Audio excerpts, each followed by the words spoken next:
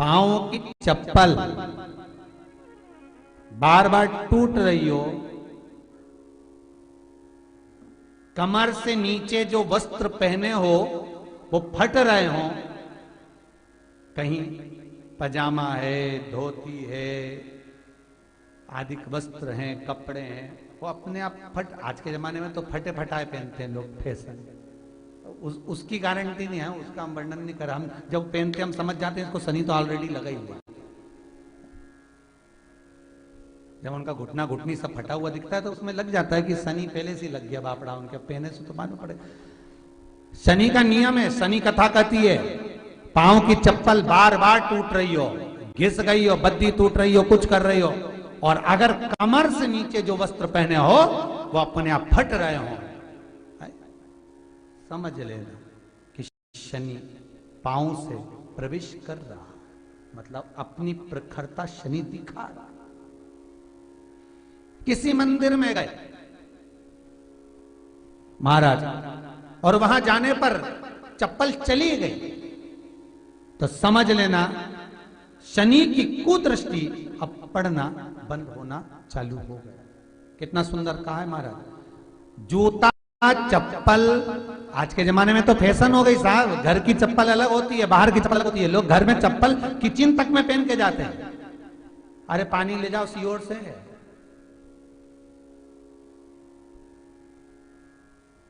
रसोई घर में लोग चप्पल पहन कर जाते हैं, जहां भगवान का प्रसाद बन रहा है, जहां अन्नपूर्णा निवास कर रही है, और पूछो तो कह किचन की चप्पल है तो माथे पे रख लो, किचन की है।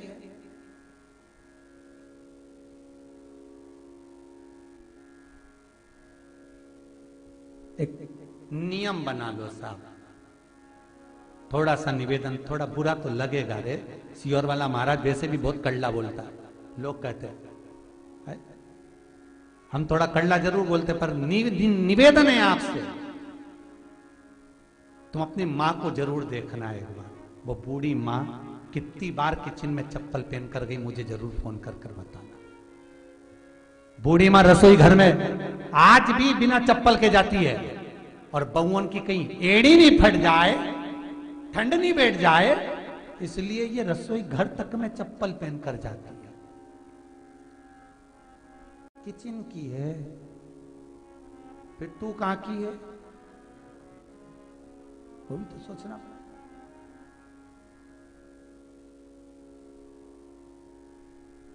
कोड़ी कोड़ी माया जोड़ी के नर तूने मारा, खूब प्यार से लक्स से घिस घिस के, खूब जोरदार शैम्पू पाउडर लगा लगा के कब तक संभालोगे रे ये शरीर को, ये तो बताओ।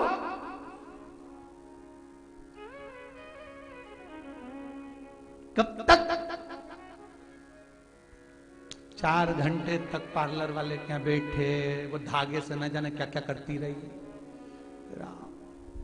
4 घंटे लगा, कब तक संभालोगे? कब तक? कलर घोल घोल के लगाते रहे, सोचे हम बुढ़े ही नहीं होंगे। कब तक? ये तो विचारो, कब तक? और आखिरी में सारा शरीर ऐसा पड़ा रहा। पोता पोती को भी पास में नहीं जान देते, बेटे तक रोते दूर से, बहू में खड़ी होके रोती, बेचारी बेटियां गले लग लग रोती, अम्मा चली गई, सब धरा पड़ा रह गया। शरीर शरीर लाखों रुपए इसी पे बर्बाद कर दिए। किचन में भी चप्पल पहन रही है।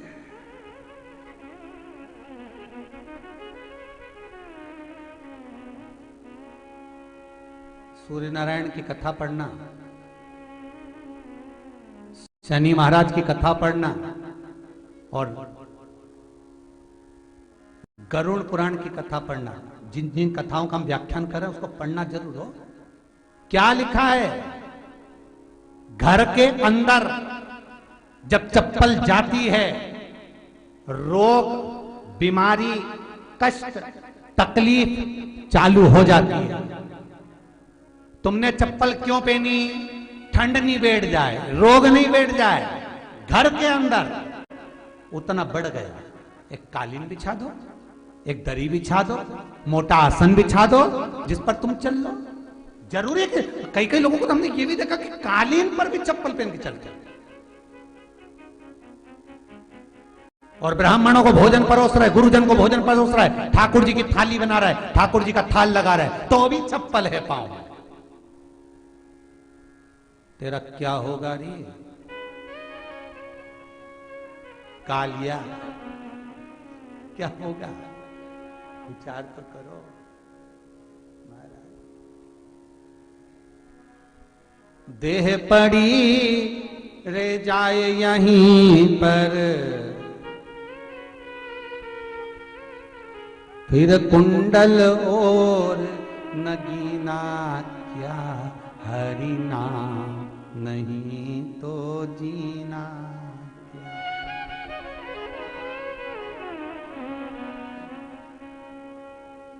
अभी भी सुधर जाओ रे, अभी भी सुधर जाओ, नहीं सुधरो तो सिधर जाओ रे। या तो सुधरो नहीं तो सिद्धरो, थोड़ा सुधरो। रसोई घर में अन्नपूर्णा रहती है। रसोई घर में शिव महापुराण की कथा कहती है, जब भगवान शंकर को मां जगत जननी भोजन करा रही थी, शंकर जी ने वर मांगा था अन्नपूर्णा से, ए अन्नपूर्णे तुम मेरे घर के बच्चों का भरण पोषण कर रही है।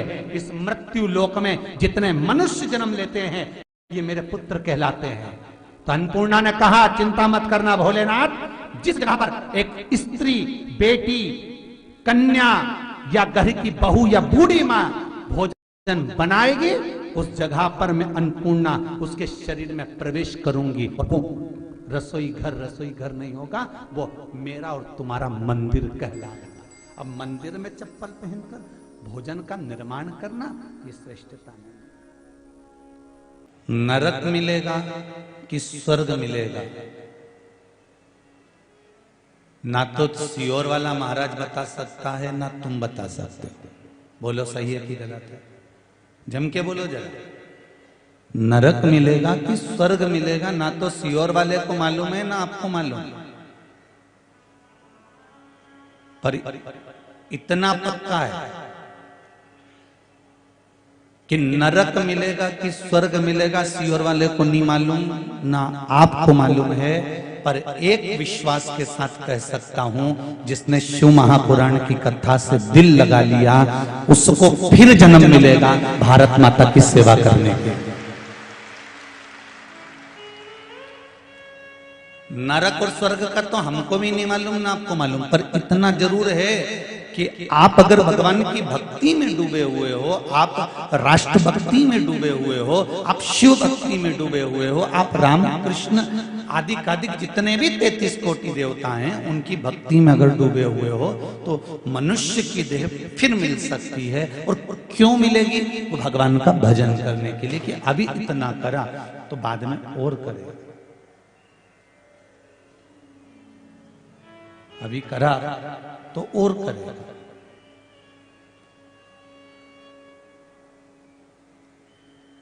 बहुत अच्छे से विचार कर कर बोलिएगा।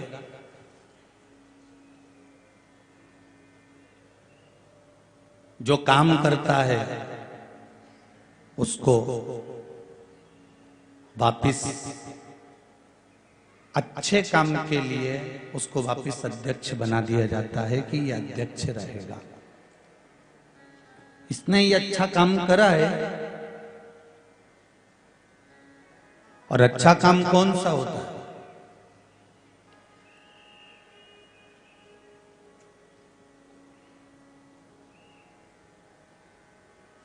किसी के दुख के समय में, तकलीफ के समय में, कष्ट के समय में जो तुम्हारे साथ कदम से कदम मिलाकर खड़ा है, बस समझ लेना कि वही जीव हमारे लिए सार्थकता का भाव प्रकट करता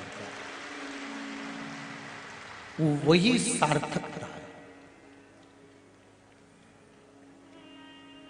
दो संत भोजन करने गए एक सेठ जी के यहाँ। सेठ जी के यहाँ पर बहुत पैसा था, बहुत पैसा।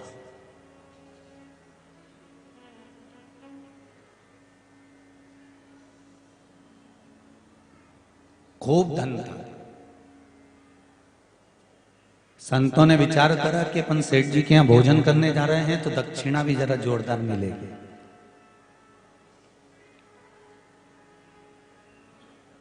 सेठ जी के यहां गए, भोजन किया। सेठ जी ने उनको दोनों को बहुत सुंदर कम्बल दिए, दोनों को कम्बल दिए, और बड़े सुंदर कम्बल थे और बड़े गरम कम्बल थे और बड़े वीआईपी कम्बल थे। वो कम्बल जैसे दूसरी बार संत को कभी कम्बल ही नहीं मिले होंगे।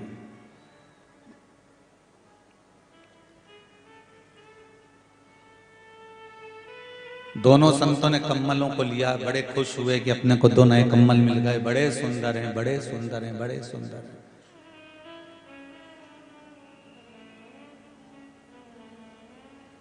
कई बार अच्छी साड़ी जो होती है ना, उसको पहनने का कई बार मन करता है, फिर भी नहीं पहन पाता। बस काका जी के यहां जब शादी होगी तब पहनूंगी, और उससे पहले निपट गई तो जीवन का ठिकाना। काका जी के यहां शादी है अप्रैल में, और अभी कौन सी मार्च चल रही है? अरे विचार तो करो, अभी तो 14 मार्च है और अप्रैल में शादी है। यहाँ तो शिव पुराण कहती है कि पल भर का ठिकाना नहीं है। ये लक्ष्मी नारायण भगवान के पावन मंदिर प्रांगण में शिव महापुराण की कथा क्यों रखी कि तुम्हारे पास जितनी जोरदार जोरदार साड़ियां सब निकाल के बना के चल। जीवन का कोई ठिकाना।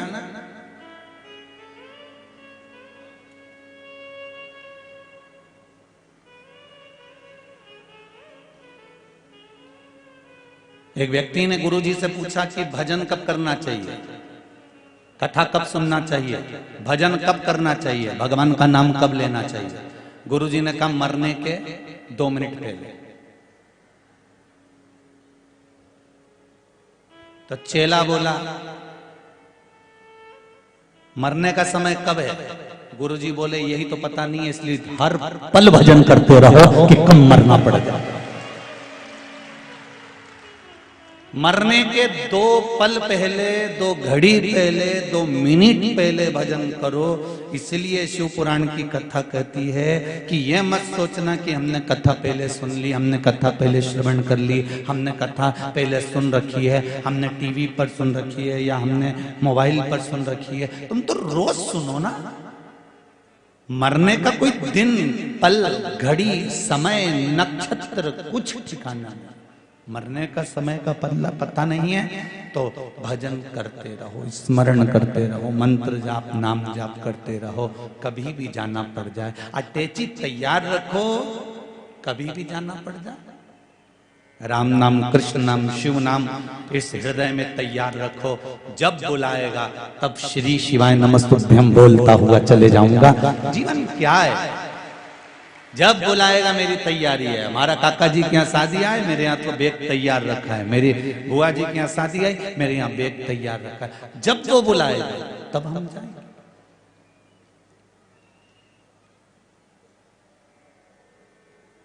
संतों को कम्बल मिले 2। दोनों संत एक धर्मशाला में रुके, रात्रि का समय।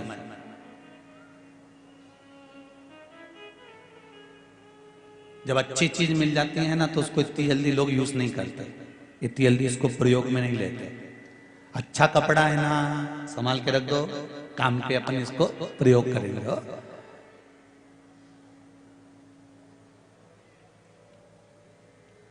अभी रख दो इसको संभाल के।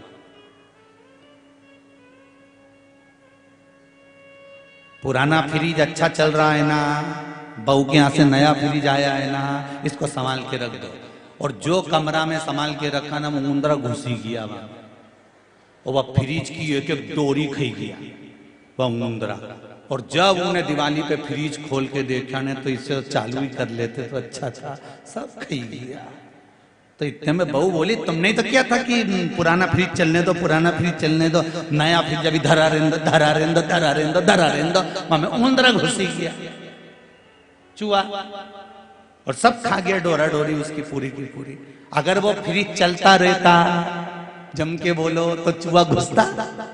अरे बोलो तो दीजिए, अगर वो फ्रिज चलता रहता तो उसमें ऊंदरा घुसता नहीं। उसी तरह जो मनुष्य भगवान के भजन में नहीं लगता, जो राम नाम और कृष्ण नाम में नहीं लगता, जो शिव नाम में, शिव महापुराण में नहीं लगता, उसी के अंदर काम, लोभ, वासना, अहंकार, तृष्णा का ऊंदरा घुस जाता है। यह अहंकार का ऊंदरा घुस जाता है। इसलिए इस फ्रिज को चलाते रहो, श्री शिवाय नमस्तुभ्यम। ये श्री शिवाय नमस्तुभ्यम क्या? ये फ्रिज की डोरी है, लगी है, चल रही है। मतलब तुम जपते रहो, राम नाम, कृष्ण नाम, शिव नाम, भजन, कीर्तन, कथा, सत्संग, इसमें चलते रहो। ये प्रस्तुति देता रहता है कि फ्रिज चल रहा है, फ्रिज चल रहा है, तो इसमें ऊंदरा, अरे बोलो तो जम के नहीं घुसे। और फ्रिज बंद, तुम सत्संग जाना छोड़ दो, कथा में मत जाओ, प्रवचन में मत जाओ, शिव नाम मत गाओ, राम नाम, कृष्ण नाम मत गाओ, तो तुम्हारे भीतर धीरे धीरे अहंकार, अभिमान, काम, लोभ, आसक्ति, वासना, तृष्णा इतनी बढ़ती चली जाएगी कि हमारे बराबर कोई नहीं, मैं तो नहीं जाऊं कथा में, जा कहीं कर लेगा। मतलब फ्रिज की डोरी काट दिया, ऊंदरा घुस गया।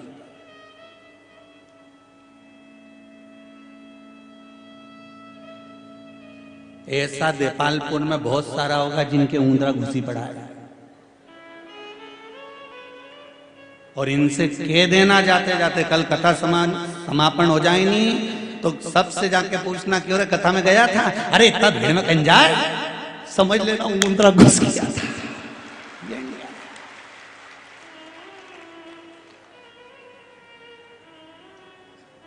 क्या क्या इतनी भीड़ में कौन जाए? तो भगवान भी कह दे आखिरी समय में जब मरेगा तब इस पगला के उठाने कौन जाए? या यमराज उठा ले, कौन जाए इसके उठाने?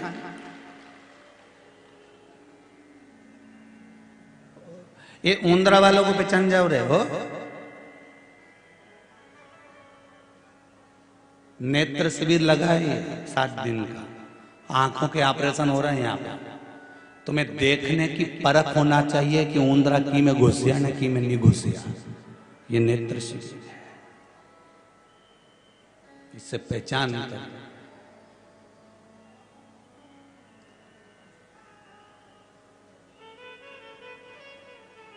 और फिर निवेदन करूंगा, अहंकार के ऊंदरा को, चूहे को निकाल के बाहर कर देना साहब।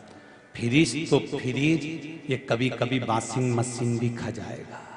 अगर ये चूहा नहीं बाहर हुआ तो टीवी की डोरी भी खा जाएगा, अनाज भी खा जाएगा, और पूरे घर में छेद छेद छेद छेद, जहां देखो मां बिल बना देगा। उसी तरह इस अहंकार के ऊंदरा को, चूहे को अपने पूरे परिवार से बाहर निकाल देना। नहीं तो रावण के घर में एक चूहा आ गया, रावण को भी एक चूहे ने घेर लिया, तब अहंकार का चूहा था। रावण हमेशा अकड़ के कहता था मैं लंकेश हूं। उस चूहे ने ऐसा बिल बनाया, ऐसा बिल बनाया, एक एक व्यक्ति को छोरा के भी चूहा घुस गया। मां मेघनाथ,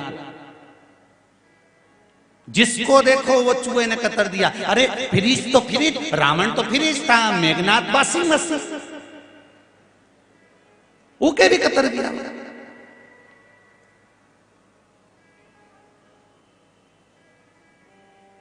और बचा तो पूरे घर में छेद कर गया।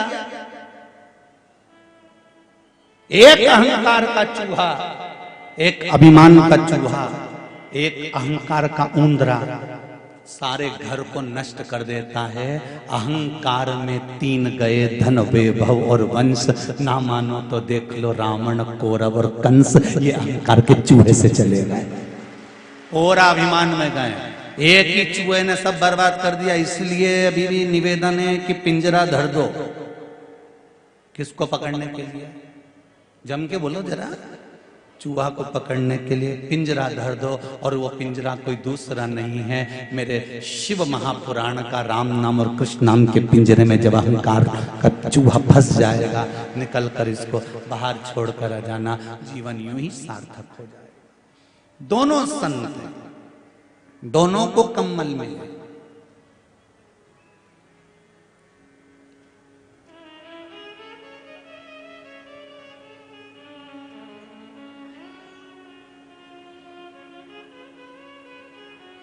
कौरवों को भी चूहे ने कतर लिया था।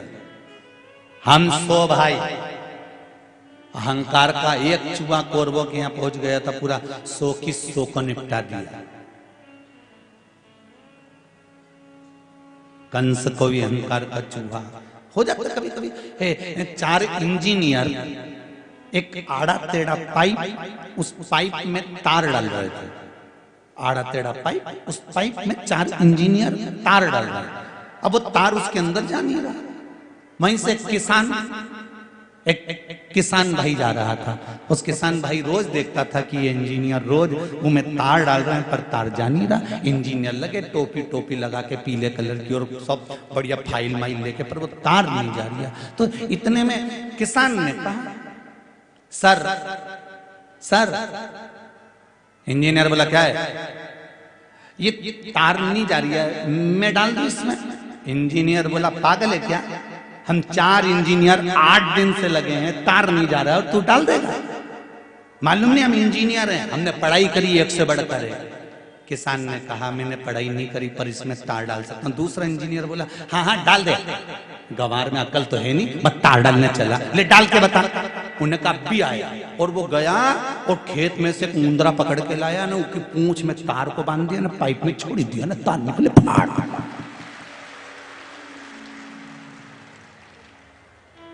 जितना इंजीनियर खड़ा था सब टोपी उतारने बाल खुजई लिया है। बापड़ा बड़ा चतुर निकला। जहां केवल पढ़ लिखने से, बहुत पढ़ाई कर लेने से विद्वत्ता नहीं आती साहब, अनुभव भी चाहिए। और वो अनुभव एक किसान के पास मिल सकता है कि कैसा उसका अनुभव है। एक अनुभव की जरूरत होती है। इसलिए हमारे हिंदू धर्म में, सनातन धर्म में पहले कहते थे उत्तम किसान, मध्यम व्यापार और निम्न नौकरी, सर्विस को निम्न मानते थे। पर जब से अंग्रेजों ने कब्जा करा इस भारत की भूमि पर, इन्हें उल्टा कर दिया।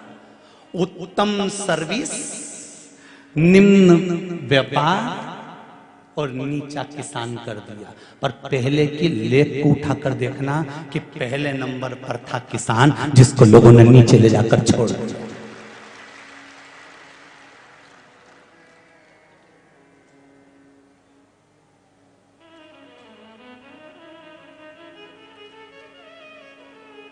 स्वतंत्र भारत का अमृत महोत्सव चल रहा है।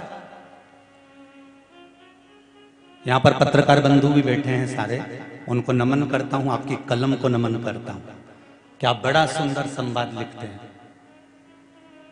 और जितने लोग मीडिया के माध्यम से इस पावन कथा को सुन रहे हैं और जनमानस तक पहुंचा रहे हैं, उनको भी नमन करता हूं कि आप कथा की छोटी छोटी क्लिप काट कर पूरे भारत की भूमि के लोगों तक भेज रहे हैं। मैं आपको नमन करता हूं। मैं नवयुवक टीम को नमन करता हूं, नवयुवक बेटे बेटियों को नमन करता हूं, जो छोटी छोटी कथा काटकर जनमानस तक भेज रहे इस राष्ट्र के उत्थान के लिए। स्वतंत्र भारत का अमृत महोत्सव चल रहा है। मेरा निवेदन है, स्वतंत्र भारत के स्व को तो पहचानो पहले, कि स्वतंत्रता का जो स्व है उसका मतलब क्या है।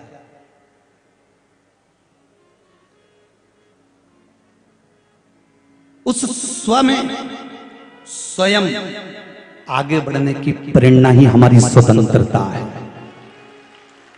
उस स्व में अपना स्वयं का रोजगार खोलना भी हमारी स्वतंत्रता है। ये जो दुनिया के लोग नौकरी के पीछे भाग रहे हैं ना, कि नौकरी चाहिए नौकरी चाहिए और एक और शब्द जुड़ गया नौकरी के साथ, बेरोजगारी।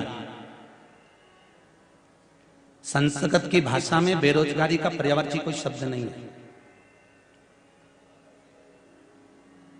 भारत की भूमि पर जन्म लेने वाले प्रत्येक मनुष्य को भगवान ऐसा विवेक, ऐसी बुद्धि और ऐसी सिम कार्ड फंसा कर भेजता है कि उसमें एक हुनर देकर भेजता है कि तू क्यों नौकरी करने जाता है। तेरे पास अगर कुछ हुनर है, उस हुनर को जनमानस तक लेकर आ, तो तेरे यहाँ 50 लोग काम करेंगे। तो उस हुनर को अपना तो सही।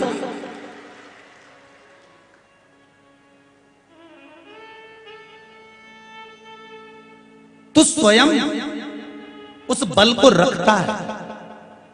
तेरे में ऊर्जा की कोई कमी नहीं है, तू उस ऊर्जा को प्रकट तो कर।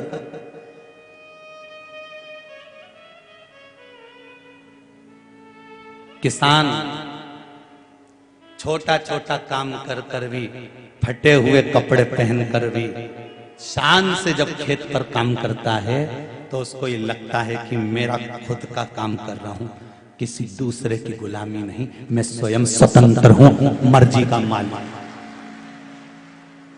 अपनी मर्जी का मालिक हूं।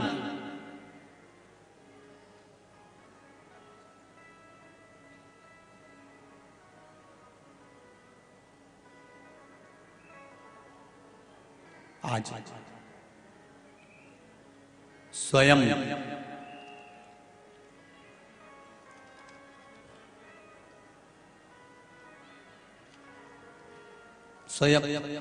आप अपने आप को प्रबल बनाइए।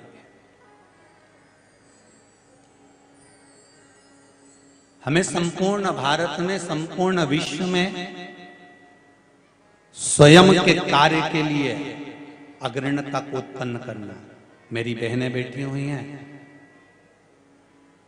ये दूसरे से चोली सिलाकर पहनने से ज्यादा पसंद करती हैं खुद अपने हाथ से चोली सिलकर पहनना, कि मैं मेहनत करूंगी, बनाऊंगी, कुछ अच्छी अच्छी डिजाइन का निर्माण कर सकती हूँ, कुछ अच्छा निर्माण कर सकती हूँ, और अच्छा निर्माण कर कर जब मैं खुद पहन सकती हूँ तो संपूर्ण जगत के लोगों को भी पहना सकती हूँ। ये भी एक प्रथमता का कार्य कर सकती हूँ। इनमें भी प्रबलता, हुनर दिया है भगवान ने, विवेक दिया है भगवान ने, बुद्धि दी है भगवान ने, उस विवेक का सदुपयोग करिए। दो संत धर्मशाला में सो रहे हैं, कम्बल अच्छा मिल गया, बहुत सुंदर मिल गया, और उस कम्बल का करना क्या है? कम्बल काय के लिए मिला तुम बोलो जरा जम के। तुम्हें कोई कम्बल दे दे तो तुम क्या करोगे? ओढ़ोगे ना। अगर अच्छा कम्बल मिला है तो ओढ़ने के ही काम आएगा ना, कि भाई ये कम्बल मिला है तो मैं इसको ओढ़ूं। उसी तरह या शास्त्र भी तो कह रहा है कि मनुष्य की देह क्यों मिली। कभी परमात्मा से पूछना तो था एक बार कि तूने मुझे पैदा क्यों करा है, मानव की देह क्यों मिली है। एक माँ, एक पिता, अपने बच्चे खुद प्रश्न करें माता पिता से कि हमारा जन्म क्यों हुआ है, मनुष्य का शरीर क्यों मिला है, ये मानव की देह क्यों मिली है, ये हाथ क्यों मिले, नेत्र क्यों मिले, श्रवण शक्ति क्यों मिली, जिह्वा क्यों मिली, ये कंठ, ये वाणी, ये चरण, ये हस्त, ये क्यों भगवान ने दिया है। ये कम्बल, इतना सुंदर कम्बल, ये भगवान ने क्यों दिया है? ओढ़ने के लिए। अर्थात इस कम्बल को इसलिए दिया कि इस कम्बल का सदुपयोग करना, जब ठंड लगे पहनना। संतों को इसलिए दिया गया था कम्बल कि ठंड लगे तो पहन लेना, जरूरत पड़े तो ओढ़ लेना, समय समय पर इस कम्बल का उपयोग करो। ये शरीर भगवान ने इसलिए दिया है कि इसका उपयोग करो। जब भजन में जाओ तो भजन में इस चित्त को, इस मन को, इस वृत्ति को, इंद्रियों को भगवान के भजन में लगा दो। और जब अपने घर में काम करो तो इन सारी इंद्रियों को कर्म में लगा दीजिए। आप जब खेत में काम करो तो इन पूरी इंद्रियों को खेत में लगा दीजिए। एक जब आप भजन में लगे हुए हो तो भजन में इस कम्बल का सदुपयोग करो, इस शरीर का सदुपयोग करो, लगाओ इसको परमात्मा की भक्ति में। और जिसने लगाया, आज सबसे ज्यादा पत्र बाहर के यहाँ है। आज लेटर ही लेटर, बाहर के ये कोरियर द्वारा, और भी पत्र पड़े हुए हैं। आज सबसे ज्यादा पत्र कोरियर क्या है?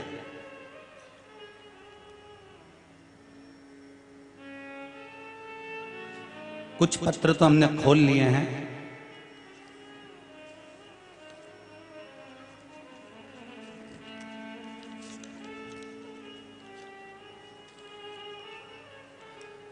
अगर कथा सुन रहे हैं बाहर से जिन्होंने पत्र भेजे हैं, सो सुनंदा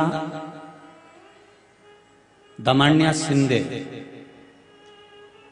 मुकाम पोस्ट औरंगाबाद महाराष्ट्र, मराठवाड़ा।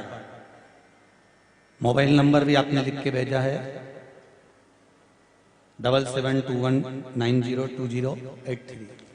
ये आपने जो लेटर भेजा है कोरियर द्वारा वो व्यासपीठ पर आ गया है।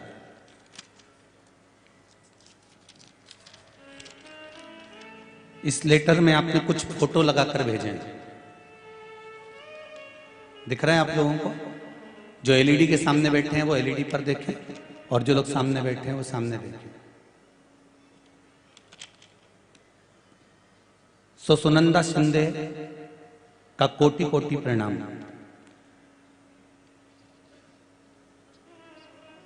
बीस साल पहले मेरे माता पिता कहते थे कि भगवान के मंदिर जाया करो, तो मैं नहीं जाती थी। क्या होता है मंदिर जाने से, ये पत्र में लिखा है। उसने अपने मन की दशा, पर उस मंदिर का फल क्या है, ये आपने शिव पुराण के माध्यम से बता दिया। गुरुदेव,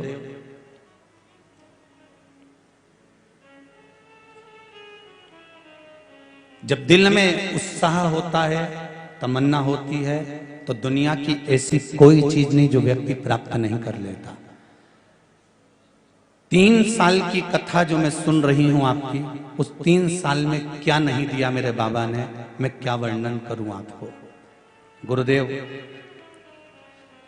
एक लोटा पानी, एक चावल का दाना और एक बेलपत्री का क्या प्रमाण है, कोई मेरे परिवार से पूछे। भगवान की कृपा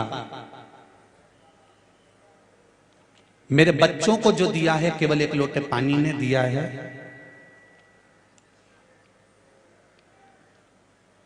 मेरा पूरा परिवार शिव जी की कृपा से सब गवर्नमेंट जॉब में लग गया है, ये शिव की कृपा है। मैं पद लिखकर भेज रही हूं कि मेरे बच्चों को कहां कहां सर्विस मिली और कौन कहां सर्विस कर रहा है।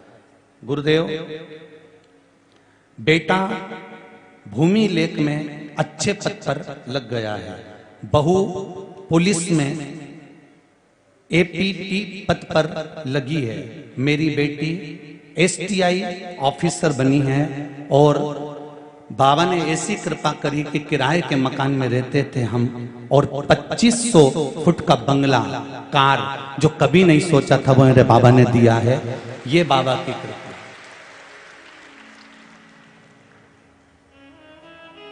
ये पत्र आज कोरियर द्वारा आया है, व्यासपीठ पे लिखा, औरंगाबाद से। इस पत्र की मूलता है आपका विश्वास। हमसे लोग कहते हैं कि आप जो उपाय बताते हो कहां से ढूंढ के लाते हो। हम उनसे एक ही बात कहते हैं, 18 पुराण और 6 शास्त्र, कई उपनिषद, वेद, ये हमारे हिंदू धर्म की धरोहर है। इस धरोहर में से छाटो तो सरी, ऐसी कौन सी चीज है जो इसमें नहीं मिल सकती। उसको छाटो, निकालो और जनमानस तक उसको प्रेषित करो।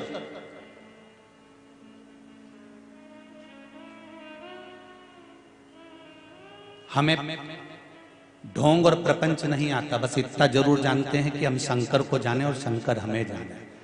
जो चीज पढ़ते हैं, देखते हैं, वो आपको सुना देते हैं। अब तो एक और चीज चालू कर दी ये काली मिर्ची के चक्कर में, जब से काली मिर्ची के पेज का नंबर भी बताते हैं कि किस पुराण से बोल रहे हैं और कहां से बोल रहे हैं, जिससे आप लोगों को कभी मौका ना मिले इस चीज को ढूंढने के लिए कि सियोर वाला महाराज कहीं पगला बना के तो नहीं चले गए।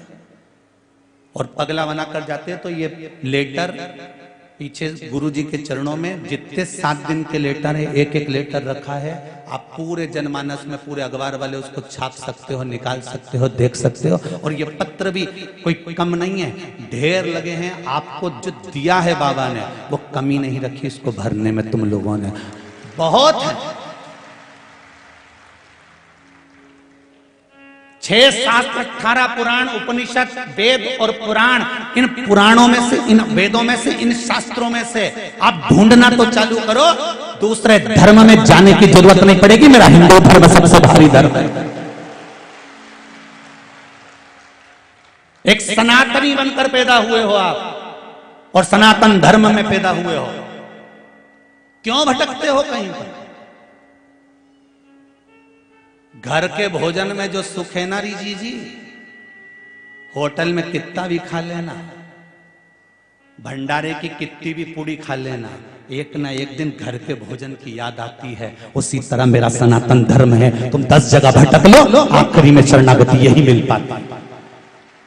50 जगह भटक कर देख लेना, पर अंत बिंदु उसी के चरणारविंद हैं, वही शंकर। वो और भी पत्र हैं जिनको मैं पढ़ूंगा, जो बाहर से लेटर होना आप लोगों ने भेजे, कोई पत्र साधारण नहीं आए जिन पत्रों को आपने लोगों ने भेजा। एक राजस्थान से भी एक पत्र आया जिसको मैंने खोला है।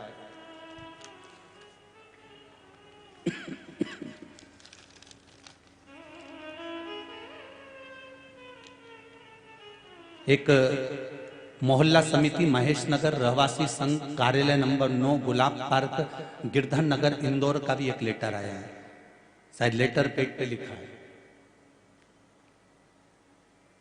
एक पत्र किसी ने भेजा है। इस पत्र में पवन कुमार जी ने लिखा है कि मैं क्या वर्णन करूं गुरुदेव शिव महापुराण का। इंदौर से मैं पवन गोयन का लिख रहा हूं। पवन जी गोयन का है कोई इंदौर से, वो पत्र लिख रहे हैं। मेरे यहां संतान नहीं थी, सारे डॉक्टरों को दिखा लिया, सारी पूजन करा ली, सब कुछ हो गया, फिर भी संतान का सुख नहीं था। तब मेरे यहां किसी ने शिव महापुराण कथा को सुनने का बोला और बाबा की कथा सुनी। गुरुदेव शिव पुराण का क्या सुख होता है, सफेद आंकड़े की जड़ वाला प्रयोग आपने बताया था वो, और पीपल के पत्ते वाला प्रयोग करा। बाबा की कृपा से मेरे यहाँ संतान का सुख प्राप्त हुआ है। मैं पत्र द्वारा लिखकर भेजा। ये शिव है, ये शंकर है, ये ओघड़दानी है मेरा शिव। एक पत्र और है, बड़ा सुंदर है, वो देखिए।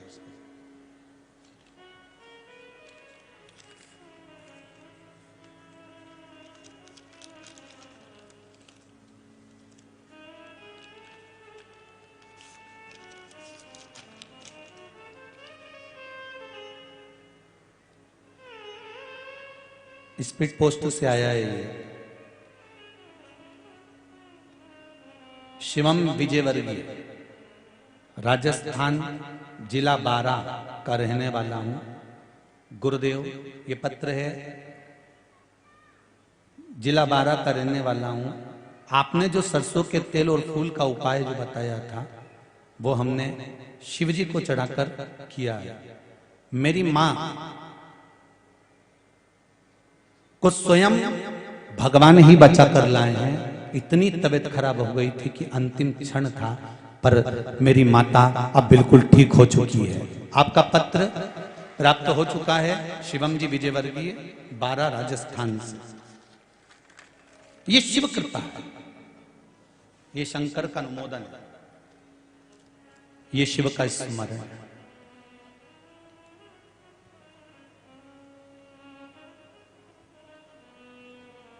कई लोग कहते हैं गुरुजी शिव महापुराण से मिलता क्या है।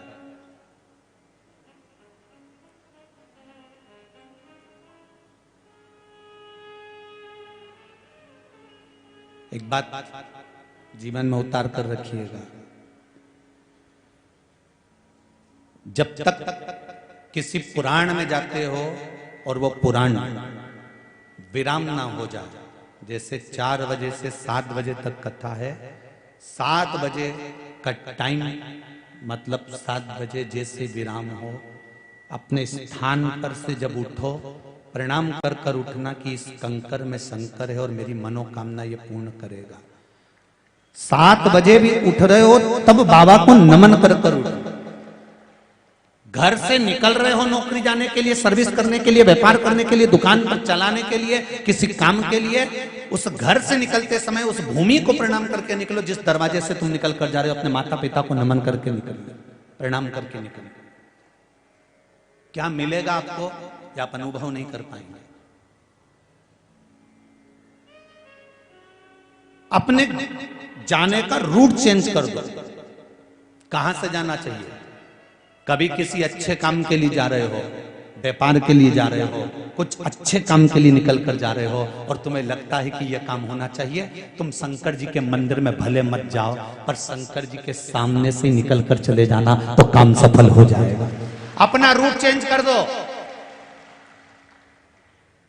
शिव मंदिर के सम्मुख से निकल कर जा।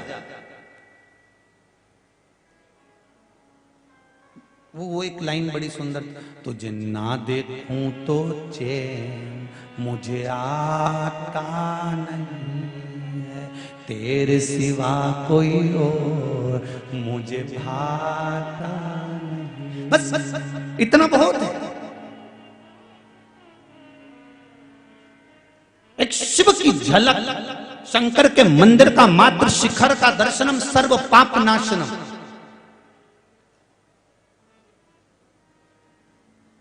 उसके मंदिर का मात्र शिखर का दर्शन कर लो, उसकी छत्र छाया में से निकल कर चले जाओ।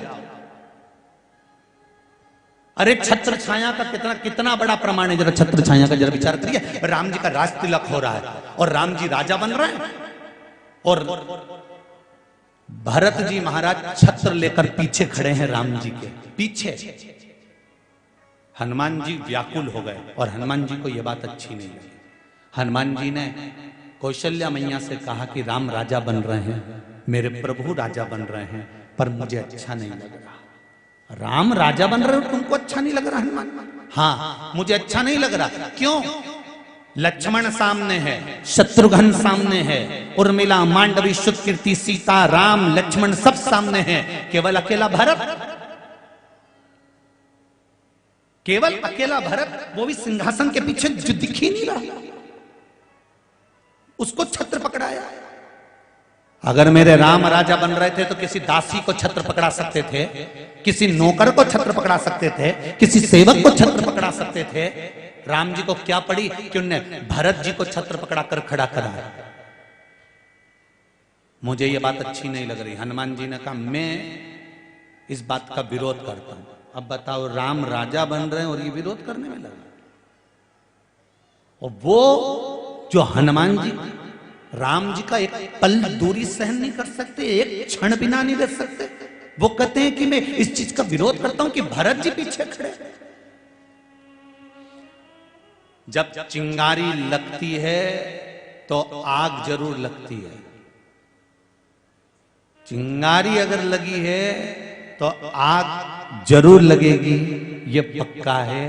और अगर कहीं से थोड़ी सी भी बात लगती है तो अग्नि की तरह वो फैलती जरूर है। वही हुआ, कौशल्या जी से सुमित्रा पर गई, सुमित्रा से केकई तक गई, केकई से वो बात माता सीता तक गई। और सीता जी के पास में जब शब्द आया तो उन्होंने हनुमान को बुलाया, हनुमान इधर आओ। हनुमान जी बोले मां बोलिए। आप बड़े बेचैन दिख रहे हो, आप में बड़ी बेचैनी नजर आ रही है। आज आपका चित्त नहीं लग रहा राम जी के चरणों में? हाँ मां, नहीं लग रहा। क्यों? लक्ष्मण जी पास में खड़े हैं, शत्रुघ्न जी पास में खड़े हैं, राम जी सिंहासन पर बैठे हैं, भरत जी को छत्र पकड़ा दिया। ये तो नौकर भी पकड़ सकता है, सेवक भी पकड़ सकता है, फिर छत्र भरत को क्यों पकड़ाया? मेरे को ये पसंद नहीं है। सीता जी ने कहा इतनी सी बात है, ये तो राम जी की मर्जी है, छत्र उनने पकड़ाया।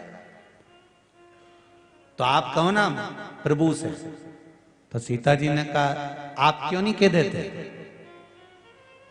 हनुमान जी बोले मैं प्रभु से अगर बोलूंगा तो अच्छा नहीं लगेगा, पर मुझे अच्छा नहीं लग रहा। सीता जी पास में बैठी थी, उन्होंने राम जी से कहा स्वामी प्रभु, हनुमान जी के मन में संशय है। संसार के लोगों के मन में से अगर संशय निकल जाएगा ना तो मेरा राष्ट्र फिर सोने की चिड़िया बनकर आनंद में जगमगाता रहा। बस संशय मिटना चाहिए। आज कथाओं के माध्यम से लोगों के मन में केवल संशय समाता है, संशय मिटता नहीं है। उस संशय को मिटाना है हमको।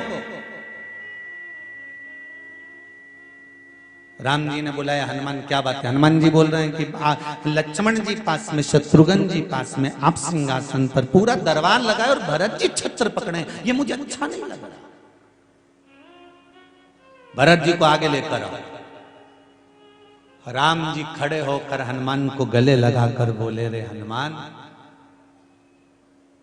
भरत को मैंने छत्र पकड़ाया है, जान करके पकड़ाया है, क्योंकि भरत कोई मेरा भाई नहीं है।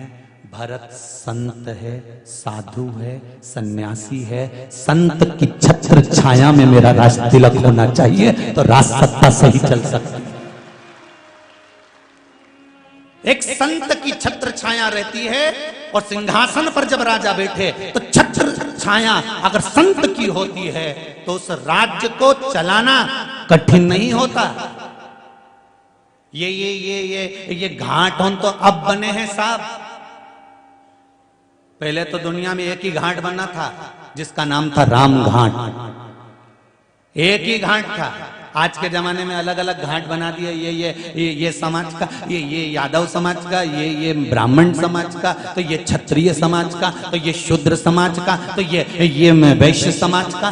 पहले कौन सा घाट होता था? उज्जैन जाकर देख कर आओ तो एक घाट मिलेगा राम घाट। हरिद्वार जाकर देख कर आना, एक घाट मिलेगा राम घाट। आज भी कुंभ के मेले का शाही स्नान राम घाट पर होता है, किसी जाति और बिरादरी के घाट पर नहीं होता। आज भी संत अगर कुंभ के मेले में नहाने जाते हैं, आज भी मठाधीश पीठाधीश बड़े बड़े आचार्य भी अगर नहाने जाते हैं तो किसी जाति के घाट पर नहीं जाते कि ये ब्राह्मण समाज का घाट है, ये क्षत्रिय समाज का घाट है, ये वैश्य समाज का घाट है, ये शूद्र समाज का घाट है। मेरे राम के समय पर अयोध्या में सबसे पहला घाट बना था राम घाट, जिस पर 7 जात का आदमी स्नान करता था और 7 जात का आदमी पानी पीता था। 10 तरह के घाट नहीं थे। इसलिए आज भी बड़े बड़े तीर्थों में तुम पंचवटी चले जाओ, तुम प्रयागराज चले जाओ, तुम जाओ हरिद्वार, तुम जाओ यमुना के घाट, तुम जाओ नर्मदा जी के घाट, सब जगह पर राम घाट जरूर मिलेगा। क्योंकि वो राम घाट इसलिए बनता था कि मां 7 जात से मतलब नहीं होता था, मां तो सनातनी आना चाहिए। केवल एक सनातनी आ गया तो बस समझ लो कि सब आ गए। यहाँ ब्राह्मण क्षत्रिय और वैश्य और शूद्र को तो आप और हमने बांट दिया, कोई दूसरा बांटने वाला नहीं है। आज भी मेरे भारत की भूमि के गौरव रहे हैं संत रविदास जी, आज भी भारत की भूमि के गौरव रहे हैं वाल्मीकि जी। वो चर्मकार के लोग कहते हैं हम चर्मकारों के गुरु हैं रविदास। रविदास केवल तुम्हारे गुरु नहीं, ब्राह्मण क्षत्रिय और वैश्य और शूद्र के भी गुरु हैं। वाल्मीकि किसी एक का गुरु नहीं, सारे ब्राह्मण क्षत्रिय वैश्य और शूद्र के गुरु हैं। आपने बांटा है, पर हमारा शास्त्र, हमारा वेद और हमारी पुराण कभी किसी धर्म को नहीं बांटती। हमारा शास्त्र, हमारा वेद, हमारी पुराण केवल एक सनातनी बनाती है, केवल एक सनातनी, उसको बांटना नहीं आता। अगर बांटा होता तो मीराबाई ने चर्मकार श्री रविदास जी को गुरु बनाया और उनके पास जाकर कहती है, गुरुदेव मैं गंगा जी के घाट पर आपके लिए सुंदर कुटिया बना देती हूँ। रविदास जी बोलते हैं, बेटा मीरा, मैं कुटिया में रहकर क्या करूंगा और गंगा के घाट में क्यों जाऊं? संत रविदास जी कहते हैं, सुन मीरा, अगर सच्चा कोई संत होता है, सच्चा कोई भगत होता है, सच्चा अगर कोई भगवान का उपासक भजन करने वाला होता है तो उसको गंगा के घाट नहीं जाना पड़ता, गंगा उसके पास में चल कर आती है। बोल तुझे क्या चाहिए? तो मीराबाई ने कहा, गुरुदेव मेरे को गंगा का जल पीना है। संत रविदास जी जिस चमड़े को धो रहे थे कठोते में, चमड़े को धो रहे थे, जूता बनाने के लिए चमड़े को गलाना पड़ता है, चमड़ा गलेगा तब सिलाई होगी। चमड़े को जिस कठोते में रविदास जी धो रहे थे, तभी रविदास जी ने कहा, गंगा मैया मीरा को पानी पीना है, आप जल दे दो। इतने में हीरे की चूड़ी पहना हुआ एक हाथ उस चमड़े के बर्तन में से निकल कर बाहर आ गया और मीराबाई के लिए जल निकाल कर दे दिया। ये ले, मीरा चक्कर में पड़ गई। मीरा को चक्कर में, मीरा के साथ में एक व्यक्ति खड़ा हुआ था, एक पंडित जी खड़े हुए थे। उनको लगा हीरे की चूड़ी का हाथ, तो उन्होंने कहा, गुरुजी मीराबाई को आपने गंगा का जल दिया है, इसमें से एक चूड़ी मारे मिली जाए, मैं गरीब बड़ा तो आना। तो उन्होंने कहा, ले ले, उनने चूड़ी निकाल के दे दी है, ले गंगा मैया प्रसाद दे दो। गंगा जी ने चूड़ी दी, वो ले गया। वो की पत्नी चूड़ी पहन के राजभवन में चली गई। राजभवन में चूड़ी पहन के गई तो उस रानी ने चूड़ी को देखा, इतनी जोरदार चूड़ी इसके पास में है। राजा के पास खबर करी, पंडित जी की पत्नी के पास जो चूड़ी है मुझे 24 घंटे के अंदर चाहिए, नहीं तो मैं समझ लेना कि मायके चली जाऊंगी। और राजा की इतनी प्रिय पत्नी, राजा ने पंडित जी को बुलाया, तुम कीमत ले लो, चूड़ी दो। पंडित जी ने कीमत ले ली, चूड़ी दे दी। अब रानी के कुछ भी हो, मुझे तो एक और चाहिए। रानी की एक चूड़ी नहीं पहनूंगी, पहनूंगी तो दो, दूसरी चूड़ी भी ला कर दो। राजा ने खबर करवा दी, पंडित जी 24 घंटे के अंदर अगर दूसरी चूड़ी नहीं आई तो तुम्हें सूली पर चढ़ाया जाएगा। पंडित जी चक्कर में पड़ गए, काय को मंगली गंगा जी की चूड़ी, क्यों मंगली? पंडित जी मीरा जी के पास गए और यो मीरा, मीरा, ओ मीरा। मीरा बाई बोली, गुरुदेव आप आए, आप यहाँ? मीरा, एक बार गंगा जी के हाथ की एक और चूड़ी दिलवा दे मीरा, कभी नहीं भूलूंगा तेरा एहसान। मीराबाई ने कहा, हुआ क्या है गुरुदेव, हुआ क्या है? सही करिए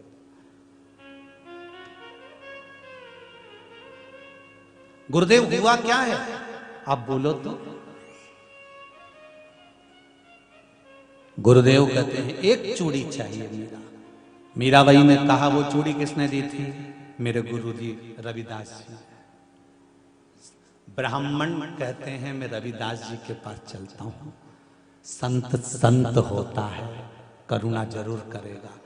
रविदास जी से कहने की जरूरत नहीं पड़ी, रविदास जी ने तुरंत ब्राह्मण का जब मुख देखा तो देखकर रविदास जी कहते हैं, गुरुदेव आप आए हैं ब्राह्मण देवता, ये लो दूसरी चूड़ी लेकर चले जाओ। बोलने की जरूरत नहीं होती संत के पास, संत के पास बोला नहीं जाता, साधु के पास कहा नहीं जाता। ये पहले राम स्वयं कह रहे हैं हनुमान जी से कि मैंने भरत को छत्र पकड़ा कर इसलिए खड़ा करा है कि एक संत, एक साधु, एक सन्यासी, एक तपस्वी, एक साधक, एक उपासक की छत्र छाया में जब राज्य की स्थापना होती है तो उसको राम राज्य कहते हैं। वो साधारण राज्य नहीं हो सकता, वो राम राज्य।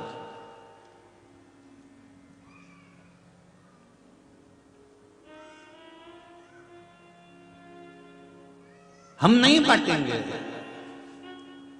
कोई कहता है शंकर जी किनके देवता हैं, तो कोई कहे कि ब्राह्मणों के, कोई के क्षत्रियों के, कोई के वैश्यों के, कोई के शूद्र के है। सारे देवताओं को लोगों ने बांट लिया, केवल एक ही देवता नहीं बटा। कौन? जम के तो बोलो, देव अधिदेव महादेव। वो के हम लक्ष्मी पुत्र हैं, तो कोई के हम इनके पुत्र हैं, तो कोई के हम उनके पुत्र हैं। कोई नहीं के कि हम शंकर जी के पुत्र हैं, क्योंकि सब समझे शंकर जी के तो सब रुद्रगण जीतते। तो तुम जितते बैठे हो ना, और जितते शिव महापुराण की कथा सुन रहे हो, कोई तुमसे पूछे तुम की औलाद, तो कह देना हम तो ऊ की औलाद जी की तू औलाद, बस उसने पैदा किया, एक ने भेजा है। एक ही बोरी का आटा है रे अपन सब, वही सरबती गेहूं पिसाया था,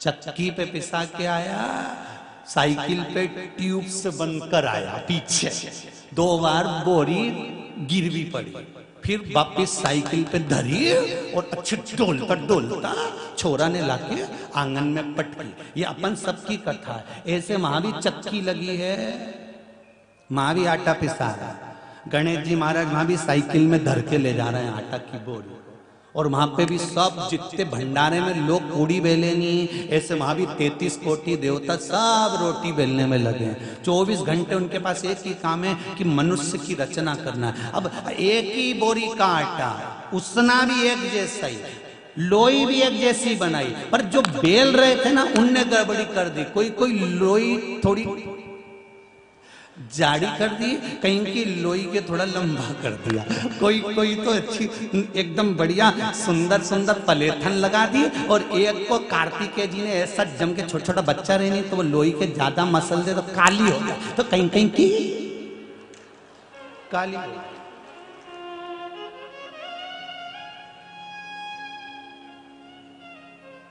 अच्छा सब कह रहे एक माता पिता के 4 बच्चे, चारों की डिजाइन अलग, क्योंकि रोटी अलग अलग ने बेली। 33 कोटि देवता थे भंडारा की पूड़ी बेलने वाले।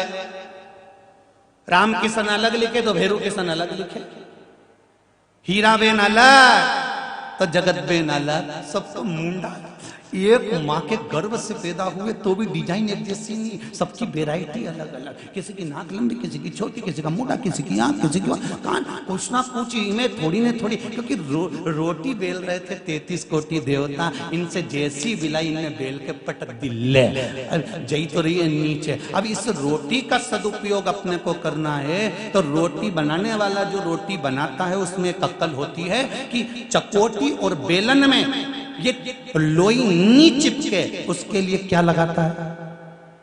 बोलो जी जी जरा जम के बोलो, क्या लगाता है? पलेथान, आटा लगाता है। आटा इसलिए लगाता है कि चकोटी और बेलन में नहीं चिपके। उसी तरह भगवान ने हमको इस मृत्यु लोक में भेज दिया, ये पूरा संसार चकोटी है और परिवार के लोग बेलन है, इसमें ना चिपको, इसलिए शिव महापुराण का पलेथन लगाते रहना तो पार उतर जाओ। इस शिव पुराण का पलेथन लगाओगे तो जीवन की सार्थकता बन जाएगी। रोटी भी जोरदार बनेगी और कहीं चिपकी नहीं चिपकेगी तो तवा पे फूल जाएगी। तुम देखना, जो रोटी चकोटी और बेलन में नहीं चिपके नहीं, वो तवा पे फूल जाए, और जो रोटी चिपक जाए नहीं तो घुमा घुमा के रह जाओ तो चिपकी तो चिपकी चिपकी, वो नहीं फूले तो नहीं फूले, वो कितना ही कर लो तुम, यूज यूज कर लो भले नहीं फूले। कहीं कहीं की पूड़ी को देखना, तुम झारा भी मारो तो नहीं फूले, फूले क्योंकि वो चकोटी पे चिपक गई थी, वो बेलन में चिपक गई थी। और कहीं कहीं की पूड़ी तो डालता सी तेल में ऐसी फूली पड़े, बस अपने को वही पूड़ी बनना है जो डायरेक्ट डलते से ही फूल जाए, हरी की थी हरी की हो जाए, ऐसी रोटी बनना। अपने नहीं ज्यादा चक्कर में पड़ना।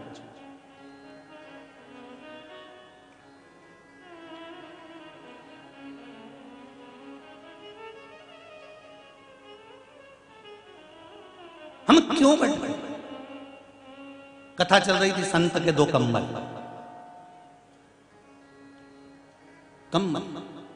दोनों संत लेकर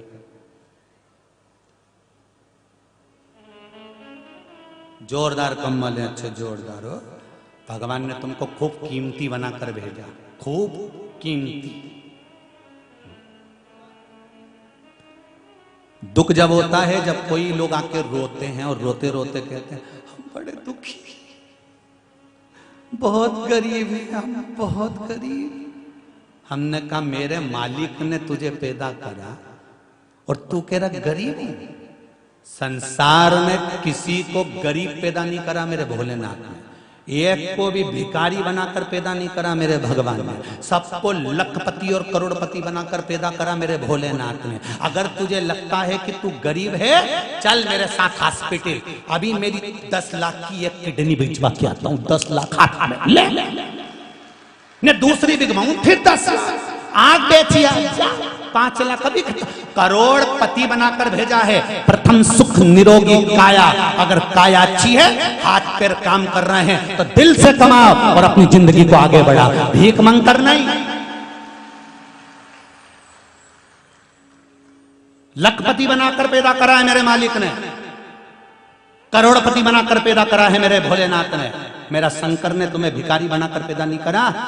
माँ के गर्भ से जब बच्चा पैदा होता है तो माँ भी कहती है चंदा है तू, मेरा सूरज है तू, मेरी आंखों का उजाला है तू। मतलब माँ भी जानती है कि मेरे घर में हीरा पैदा हुआ है, पर तू रो रो के अपने आप को कंगाल करे तो कई करे भगवान, मैं भगवान का क्या दोष? जब देखो जब रो, हम तो बहुत गरीब, गरीब तो गधा, तो कहीं को गरीब। हाथ दिए हैं 2, पांव दिए हैं 2, बोलने के लिए वाणी दी है, श्रवण के लिए कान दिए हैं, नेत्र दिए हैं। भगवान ने कहा कुछ नहीं करता बने तो मंदिर में सफाई कर। यहाँ तो सीधी सीधी बात बोलिए ना, माला माल बनना है तो माला को पकड़ लो, माल अपने आप आएगा। नाम तुम लिख के देखो, कागज पे लिखना माला माल, तो पहला शब्द क्या है? माला माल लिखोगे तो पहले क्या लिखोगे? माला फिर माल, मतलब माला को पकड़ो तो माला आएगा। तुमसे ज्यादा नहीं बने तो राम नाम तो गाओ, कृष्ण नाम तो गाओ, शिव नाम तो गाओ, उसका गुणगान तो करो। परसों की कथा में कहा था मलुक का शब्द, अजगर करे ना चाकरी, पंछी करे ना काज, दास मलुक का कह गए सबके दाता राम। तुम भगवान का भजन गाना तो चालू करो, पेट भरने की जवाबदारी उसकी है, भूखा नहीं सुलाएगा। तुम जपो ही।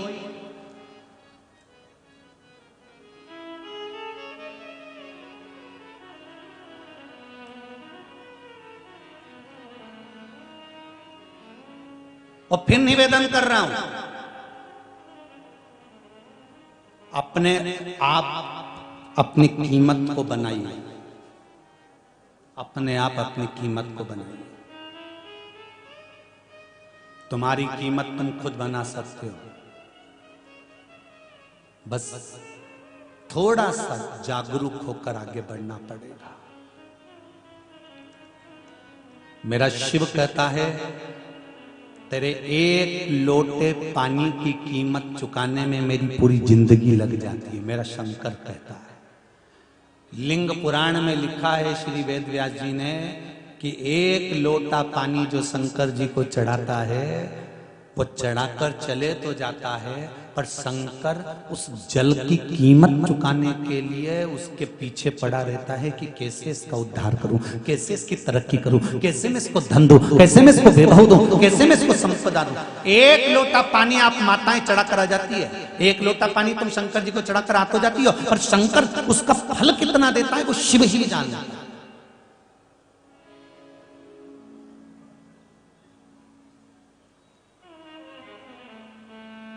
पशुपति व्रत माताएं करती है। आज भी सोमवार होगा, आज एकादशी भी है। आपको पहले भी कहा, अगर एकादशी आ जाती है और आप एकादशी करते हुए आए हो पहले से, तो आप एकादशी कर लो, पशुपति व्रत अगला कर लो। अगर एकादशी करते हुए आए हो तो, और अगर नहीं करते थे एकादशी तो फिर पशुपति व्रत करो। कोई व्रत अगर बीच में आ जाता है, तीज का व्रत, चतुर्थी का व्रत जो आप करते हुए आए हो वो बीच में फंस जाए, तो पशुपति व्रत आगे बढ़ा दो, अगले सोमवार को करो। और पति और पत्नी अगर पशुपति व्रत कर रहे हैं तो थाली 2 लेकर जाना, प्रसाद के हिस्से भी 2 जगह पर ही जाएंगे, दिए भी अलग अलग जाएंगे। हाँ, जब दिए मंदिर में लगाने के बाद घर पर आओगे तो सबसे पहले पत्नी दिया लगाएगी दरवाजे का, इसके बाद पति लगाए, अगर जोड़े से पशुपति व्रत कर रहे हो तो। और अकेली कर रही हो तो फिर तो तुम लगा सकते हो, और अगर जोड़े से अगर पशुपति व्रत कर रहे हो पति पत्नी, तो पहले पत्नी दिया लगाए, उसके बाद में पति दिया लगाए। घर के दरवाजे, मंदिर में दिया दोनों साथ लगाओ, मना नहीं, परंतु द्वार पर जो दिया होगा पहले पत्नी लगाएगी फिर पति लगाएगा। अगर जोड़े से व्रत करो तो, और सिंगल कर रहे हो, अकेले कर रहे हो पशुपति व्रत, तो आप स्वयं कर सकते। एक बहुत सुंदर बात है, शिव महापुराण का बड़ा सुंदर संवाद कोटि रुद्र संहिता में से, कोई आपसे पूछे तो बता देना। कोटि रुद्र संहिता में से बड़ा सुंदर संवाद है कि महीने में नहीं, 15 दिन में, 15 दिन में नहीं, महीने में, 6 महीने में, 3 महीने में, साल भर में एक बार पार्थिव शिवलिंग का निर्माण कर पूजन जरूर करना चाहिए। उससे घर में अकाल मृत्यु नहीं होती, मृत्यु टल जाता है। पार्थिव शिवलिंग का निर्माण अकाल मृत्यु को टाल देता है। पार्थिव शिवलिंग का निर्माण, घर में बुलाओ किसी विद्वान ब्राह्मण को, और अगर विद्वान ब्राह्मण आपके यहाँ आ जाए, पूजन करा दे पार्थिव शिवलिंग का, तो आनंद की अनुभूति हो। नहीं आ पा रहे, आप स्वयं पार्थिव शिवलिंग बनाओ, मिट्टी का शिवलिंग बनाकर उसका पूजन करो, उसकी अर्चना करो।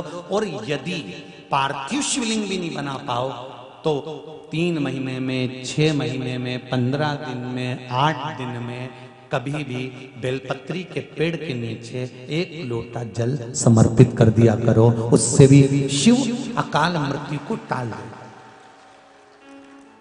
अकाल मृत्यु को टाल देगा मेरा शिव। भगवान शिव की कथा कह रही है, ये उसके हाथ में।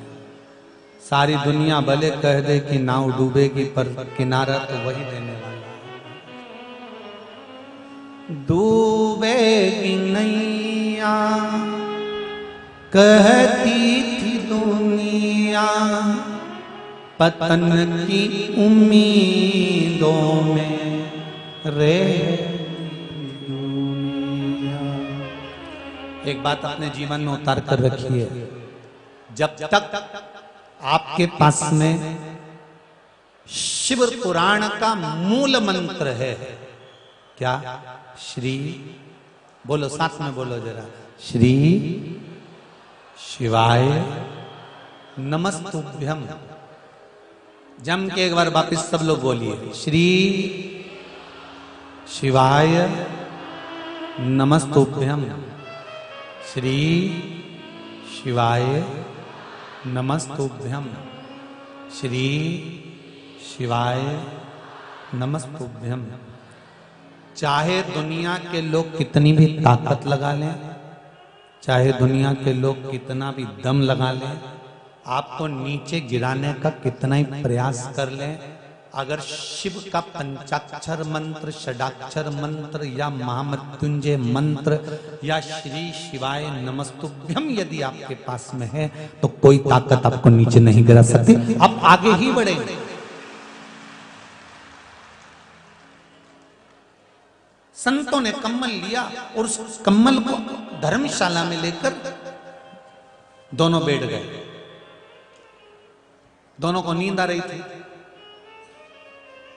एक व्यक्ति ने अपना पुराना वाला कम्बल निकाला और एक संत ने पुराना कम्बल ओढ़ लिया।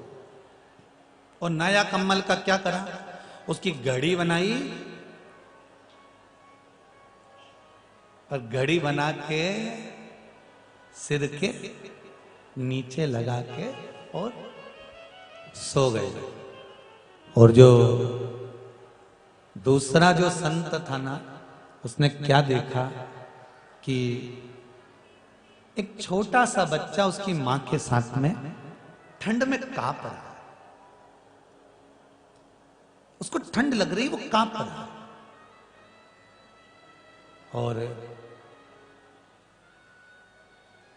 संत ने अपना जो कम्बल था वो छोटे से बच्चे को ओढ़ा दिया।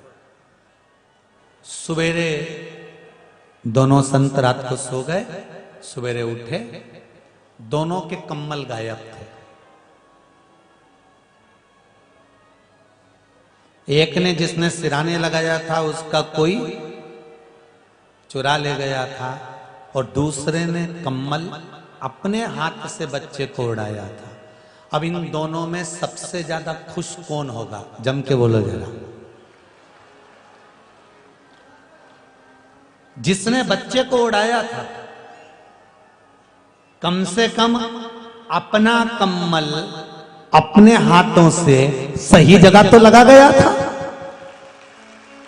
तो 11 रुद्र मंदिर के लिए भी तो यही कह रहे हैं चिल्ला चिल्ला के कि अपने हाथों से सही जगह लगा जाओ, नहीं तो एक दिन तो चलेगा। अब कम्बल का सदुपयोग कर लीजिए।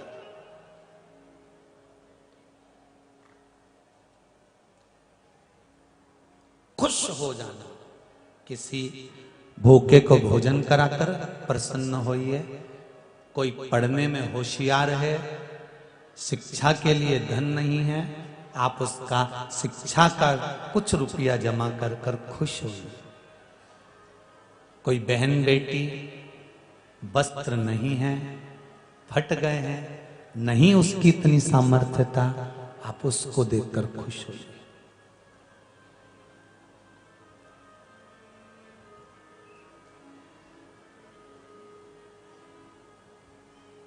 सत्कर्म की ओर, अच्छी जगह पर, भूखे के भोजन में, दवाइयों में आजकल बहुत ज्यादा खर्चा होने लगा है। सबसे ज्यादा खर्चा है आजकल दवाइयों का। ये भी एक बड़ी विचित्र बात है। सामान की लिस्ट, अपने घर में क्या सामान चाहिए, कैसा सामान चाहिए, कितना चाहिए, सामान की लिस्ट अपन बनाते हैं और मेडिकल की लिस्ट डॉक्टर बनाता है। उसी तरह सामान की लिस्ट, पूरे परिवार का सुख और दुख का स्मरण हम करते हैं, परंतु जो मेडिकल की जो लिस्ट है, पर्चा है ना, वो बनाने वाला अर्थात हमारे कर्म का पर्चा लिखने वाला कोई दूसरा नहीं, वो देवाधिदेव महादेव ही होता है जो हमारे पर्चे को लिखता है।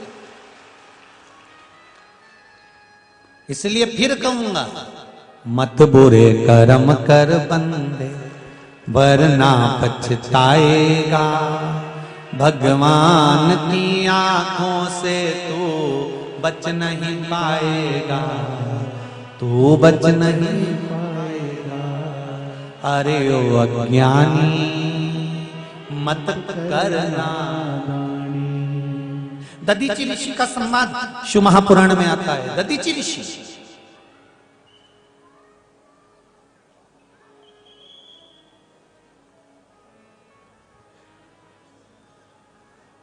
वृत्रासुर की उत्पत्ति के लिए, राक्षसों के संहार के लिए जब इंद्र बार बार हार रहे थे, परेशान हो गए, तब पूछा ब्रह्मदेव से कि इस असुर का, इस राक्षस का संहार मैं कैसे कर सकता हूं। तो कहा दधीचि ऋषि के यहां जाओ और दधीचि ऋषि से कहना कि तुम्हारी अस्थियां दे दो, तुम्हारी हड्डियां दे दो।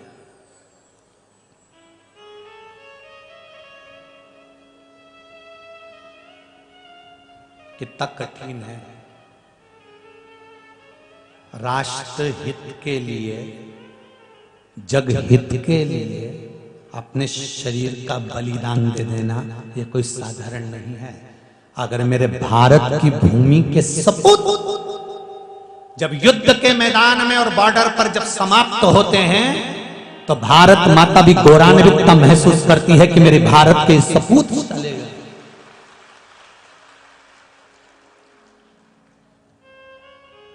जो राष्ट्र हित के लिए, जग हित के लिए, धर्म हित के लिए, जनहित के लिए अपने प्राणों को दे दे, कोई साधारण होगा? सारे देवताओं पर बड़ी वृत्रासुर का अंत करना जरूरी है, वृत्रासुर का अंत करना जरूरी है, राक्षस का संहार करना जरूरी है, असुर का संहार करना जरूरी है। पर ये तो मर ही गया।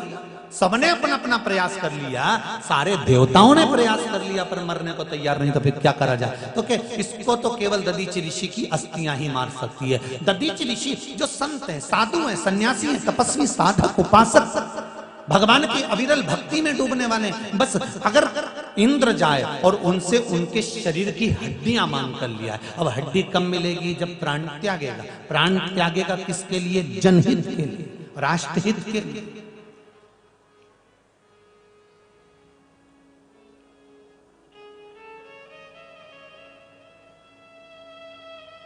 और जिसने एक बार मन में ठान लिया कि मुझे ये जनहित करना है, मुझे राष्ट्रहित करना है,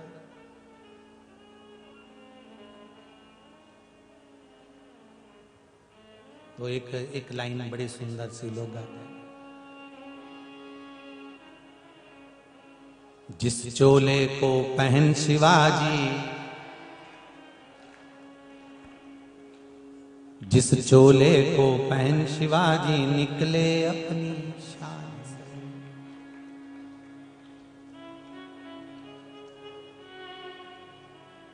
महाराज मेरा रंग दे बसंती चोला, मेरा रंग दे बसंती चोला। महाराज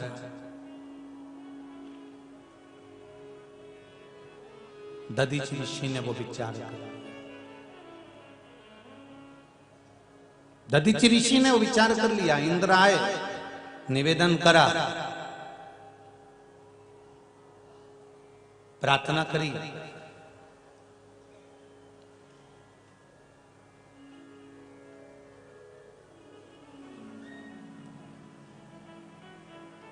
वो निवेदन किया,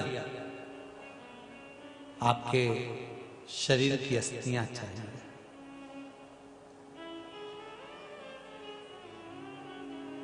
आपके शरीर की अस्थियां चाहिए।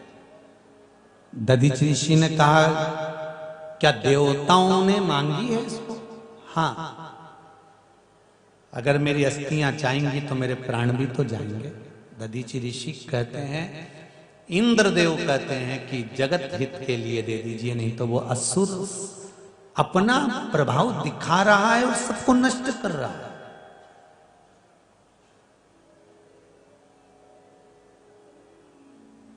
जब राष्ट्र के लिए मौका लगे,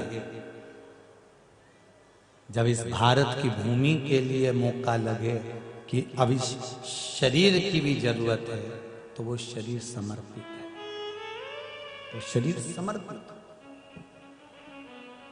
महाराज दधीचि ऋषि ने अपनी अस्थियां प्रदान कर दी। श्री,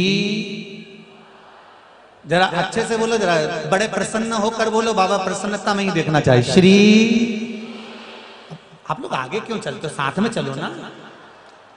भगवान जाने देपालपुर है कि एक्सप्रेस है।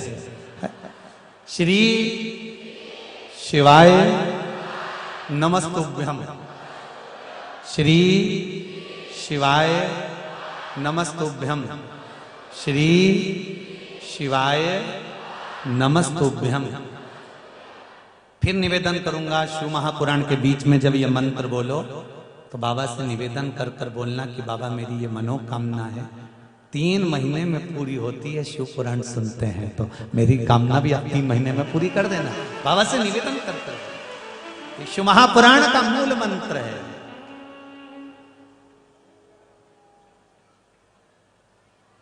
स्मरण करो। महाराज दधीचि ऋषि ने कहा ठीक है, अगर जग हित के लिए मेरा शरीर काम आ रहा है तो इससे बढ़कर और क्या चाहिए, ले लो ये शरीर। दधीचि ऋषि ने हाथ में जल लिया।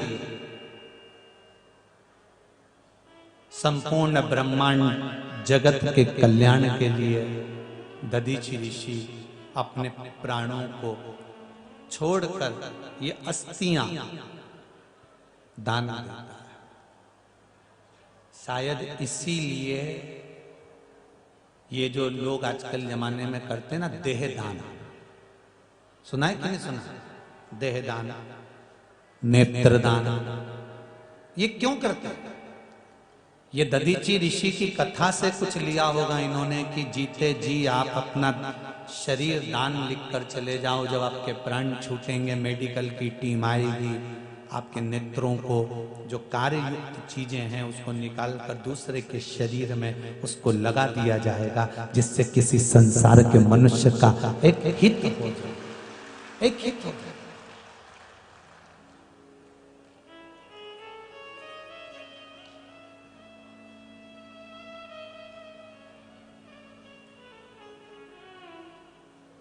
अच्छा, लोगों में गलत भ्रम बहुत सारा भरा हुआ है।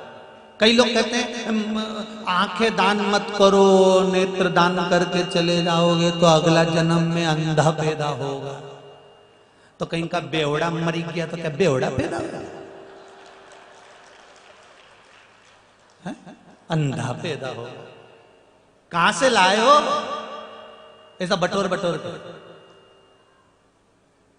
मरने के अगर जी, वो रामकृष्ण परमहंस जी का बड़ा सुंदर संवाद। रामकृष्ण परमहंस जी ने एक सोचा आश्रम बनाऊं छोटा सा, तो एक उन्होंने आश्रम बनाना चाहा। अब दान कहां से लाऊं, तो उन्होंने सब दूर जा जाके कहा भैया दान दे दो, भैया दान दे दो, मेरे को छोटा सा आश्रम बनाना, थोड़ा सा एक निर्माण करना है। तो सबने दान दिया। एक गांव के लोगों ने विचार कर लिया कुछ भी हो जाए या डोकरा के कहीं नहीं देना,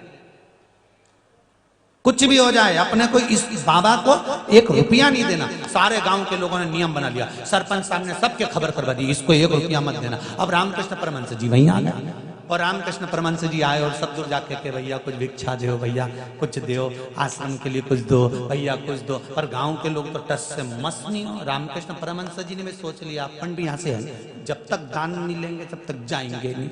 वो भी वहीं रहने लगे। अब गांव में कोई मर गया, उसकी अर्थी जाने लगी, उसके छोरा छोरी पीछे से मखाना फूल और पैसा फेंकने लगे। राम नाम सत्य है, राम नाम सत्य है। रामकृष्ण परमहंस जी वही पैसा उठा उठा के झोली में डालने लगे। राम नाम, अरे बोलो तो सत्य है, राम नाम सत्य। पैसा उठा उठा के झोली में रामकृष्ण परमहंस जी डालने लगे। गांव के लोग पलट पलट के देखने लगे, बताओ कैसा है, मरा हुआ पैसा उठा रहा। जैसे ही शमशान में अर्थी पहुंची, रामकृष्ण परमहंस जी एक माला लेकर गए, वहीं पे पड़ी हुई, और उन्होंने वो मुर्दा के गले में पहना दी। गांव के लोगों ने पूछा ये क्या कर रहे हो? रामकृष्ण परमहंस जी बोले संसार में सब गांव गया पर ऐसा गांव नहीं मिला कि मुर्दा भी दान करके गया। धन्य है भगवान,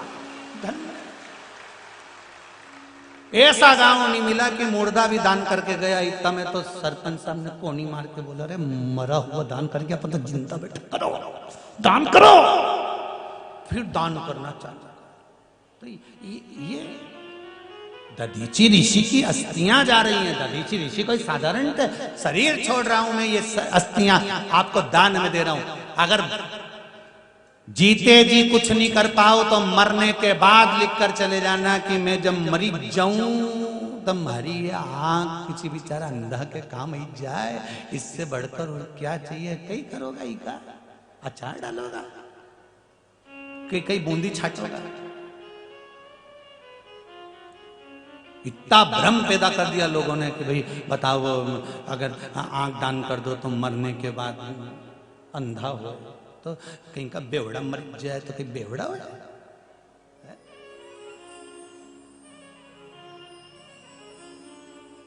अरे भाई शरीर से जो बन जाए जितना, इस ये मांस का जो पुतला है ना, इससे जितना बन जाए।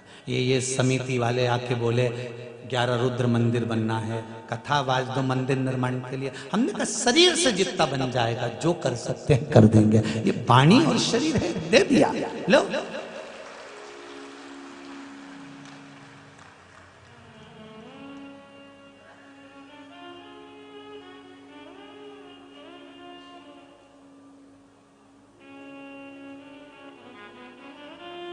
करना उसको, शरीर से जो बन जाए, जितना बन जाए उतना करो।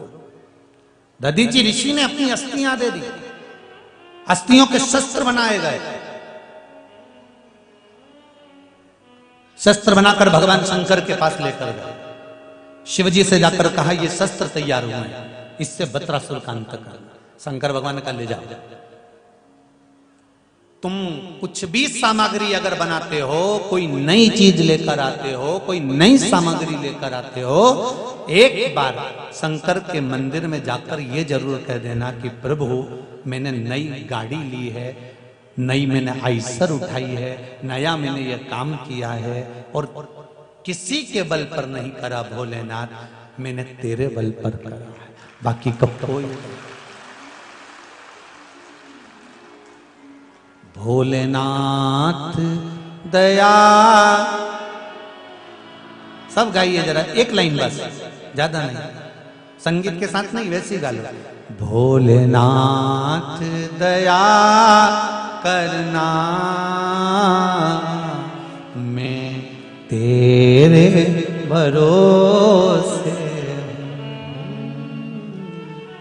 भोले बाबा दया। आज सोमवार है, एकादशी का दिन, रंग भरी एकादशी, आंवल की एकादशी। आप बाबा से निवेदन करो, भोलेनाथ दया करना, मैं तेरे भरोसे। ना घर के भरोसे हूँ, ना परिवार के भरोसे हूँ,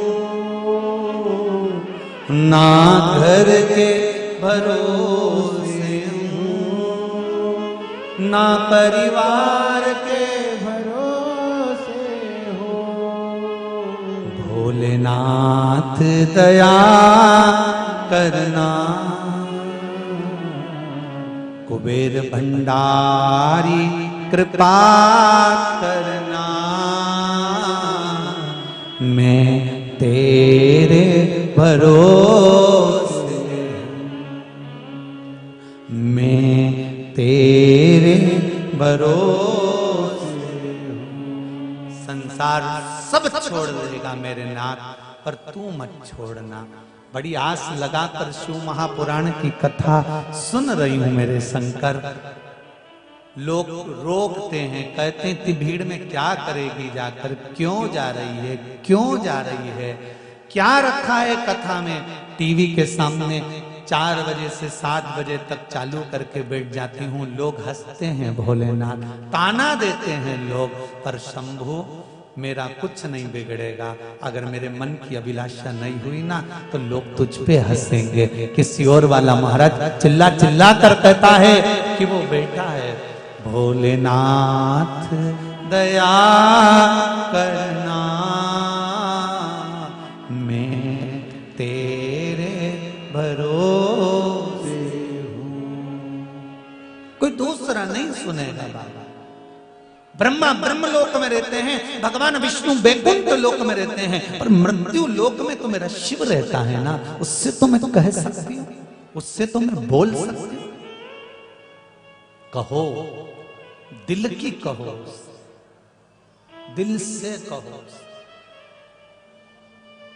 और मेरी माताओं, मेरे भाई, जो इस पावन कथा को YouTube, फेसबुक पर सुन रहे हो या कथा को भाव से सुन रहे हो, मोबाइल पर सुन रहे हो, दिल से सुन रहे हो, तो मेरे बाबा से दिल से कहना कि मैं कथा सुन रहा हूं। ऐसी कृपा मुझ पर करना कि एक बार शिव महापुराण की कथा मैं भी करवाऊं, ऐसा भंडार भर दे। उससे दिल से कहो,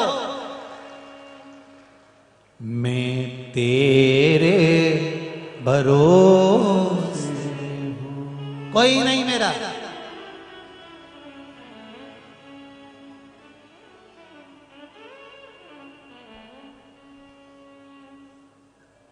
छठा दिन हो जाएगा आज, कल कथा का समापन दिवस हो जाएगा, विराम।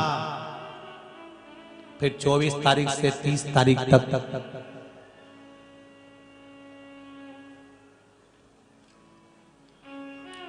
हलकोसा,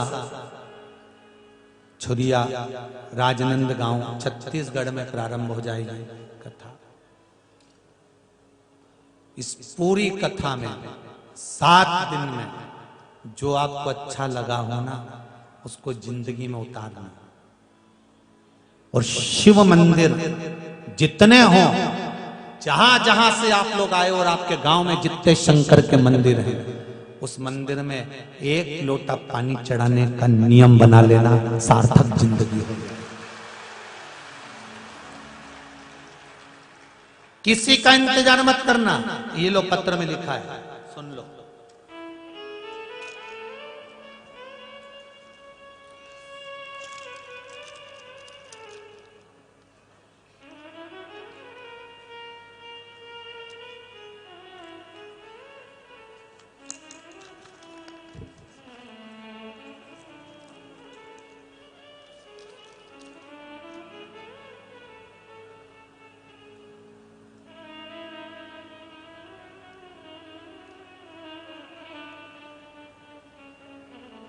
वर्षा पारस सर दौसा राजस्थान से ये कोरियर द्वारा आपका पत्र आया है। वर्षा जी, अगर आप टीवी पर या मोबाइल पर कथा सुन रही हो तो आपका पत्र प्राप्त हो गया। गुरुजी, शिव का सहारा क्या होता है, शिव महापुराण में वर्णन करना। गुरुदेव,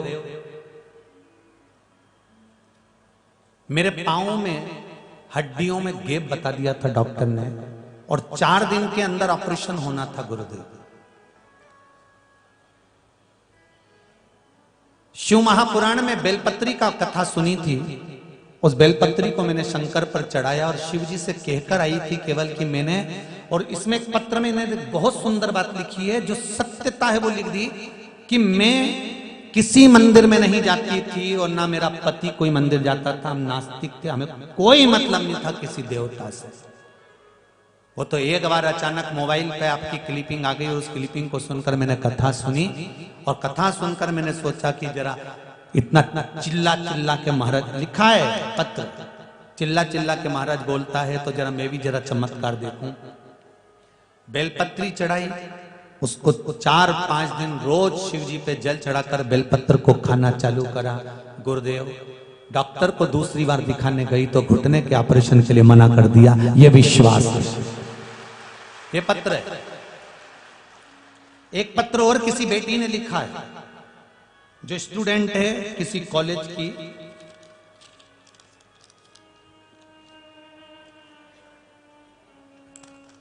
पर्चा फट गया इसलिए एड्रेस पढ़ के बता दूं। आंशी चतुर्वेदी, ग्राम पोस्ट मंझना, जिला फर्रुखाबाद, उत्तर प्रदेश से यह पत्र आया है। फर्रुखाबाद से इस पत्र में गुरुजी, मेरा नाम है अंशी चतुर्वेदी। मैं यूपी में फर्रुखाबाद जिले के ग्राम पोस्ट मंझना निवासी हूँ। बीएससी सेकंड ईयर की मैं स्टूडेंट हूँ। गुरुजी, बाबा की कृपा में जितना बखान करना चाहूं वो कम पड़ेगा। मेरा एक एग्जाम था एनसीसी का गुरुदेव, जिसमें मुझे फर्स्ट रैंक लाना था। मैंने ज्यादा पढ़ाई नहीं करी थी गुरुजी। 10 बजे से लेकर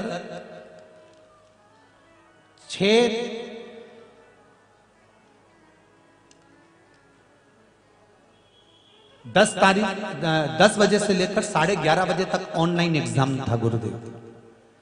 उस एग्जाम को मैं देने के लिए गई। मैंने कोई पढ़ाई नहीं करी थी, केवल आपकी एक क्लिप सुनी थी कि बेलपत्री पर शहद लगाकर चढ़ाकर जाना है। वो शहद लगाकर गई गुरुदेव। और गुरुजी इस पत्र में लिख रही बेटी, ये पत्र सब यहीं रहेंगे, आप बाद में भी पढ़ सकते। गुरुदेव, मैं कोई तैयारी कर कर भी नहीं गई थी, पर मैंने पहले तो बहुत पढ़ाई करी थी, बाद में मैंने विद्या अध्ययन भी करा, सब पढ़ भी रही हूं, पर एकदम एग्जाम आ जाएगा ये नहीं मालूम था। ये नहीं मालूम था एकदम एग्जाम आ जाएगा। इस पत्र में लिखा है नीचे, गुरुजी आप कहते हो कि पहले कर्म करो, मतलब पहले पढ़ाई करो, उसके बाद भगवान पर छोड़ दो। पहले विद्या अध्ययन करो, फिर भगवान पर छोड़ो। पर जब एकदम एग्जाम आ गया, मैंने बेलपत्री चढ़ाई और शिव जी से कहकर गई। जहां पर मैं ऑनलाइन एग्जाम दे रही थी गुरुदेव, वहां पर कोई एक टीचर आकर खड़ा हो गया था। जितने एग्जाम में प्रश्न आ रहे थे वो आगे रख के टिक लगवाते चले जा रहा था, और उसमें मैं उत्तीर्ण हो गई। ये पत्र है,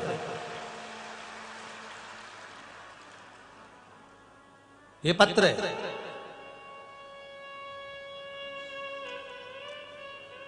एड्रेस भी इस लिफाफे में है, नंबर भी है, फोन करके पूछ लेना बाद में।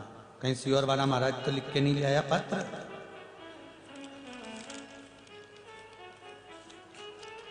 विश्वास, शंकर के प्रति भरोसा। आपसे भी कहूंगा, एक लोटा पानी का नियम बना लो शिव मंदिर में जाकर। कितना चढ़ाना है? मंदिर का पानी नहीं, घर से ले जाकर। और अगर मंदिर का पानी ले तो 1 रुपया मंदिर की दान पेटी में पहले डालो। लाइट जली, बोर में पानी आया, जी ने नल खुदवाया, हेडपंप लगवाया, उसके 1 रुपया दान पेटी में डालो, तब मंदिर का पानी प्रयोग में लो। और जिस मंदिर में जाओ, अगर समस्या ज्यादा है, तकलीफ ज्यादा है, तो शंकर जी के मंदिर में झाड़ू लगा लो, पोछा लगा लो, सेवा कर लो, शिव जी का श्रृंगार कर दो, पत्ता पत्ती तोड़ के भगवान शंकर को खूब अच्छा श्रृंगार कर दो। शिव जी चाहेगा तो तुम्हारा भी श्रृंगार अच्छे से कर देगा। ये करो सेवा। दधीची ऋषि ने अस्थियां दे दी, अपनी अस्थि। शिव जी ने कहा लगाओ इसको। और जो इंद्र ने युद्ध करना प्रारंभ करा, तब जाकर दधीची ऋषि की अस्थियों से इंद्र जीत गए। वृत्रासुर का अंत हो गया। वृत्रासुर तो मर गया, पर दधीची ऋषि की धर्म पत्नी को क्रोध आ गया कि मेरा पति और मेरे गर्भ में बच्चा, और बच्चा भी 6 महीने का, 6 महीने का गर्भ संतान। सुवाच, दधीची ऋषि की धर्म पत्नी जब आई, आश्रम में राख का एक ढेर पड़ा हुआ था। किसी से पूछा, ये राख का ढेर क्या है? ये राख का ढेर क्या है? कहा, दधीची ऋषि ने अपने हाथ में जल लेकर देवताओं के हित के लिए, जग के हित के लिए, संसार के हित के लिए अपने प्राणों को छोड़ दिया।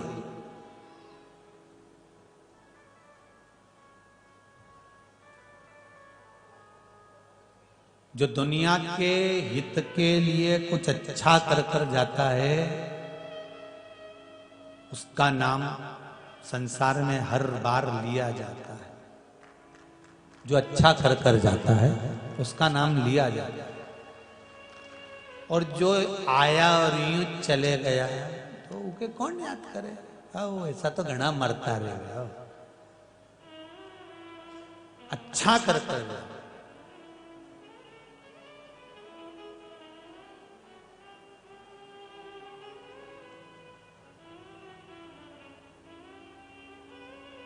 महाराज सुभाष ने आंख में आंसू भरा पूछा, मेरे पति के प्राण चले गए? मेरे पति के प्राण चले गए? कहा देवताओं के हित के लिए। हाथ में जल ले लिया सुभाष ने। नारायण,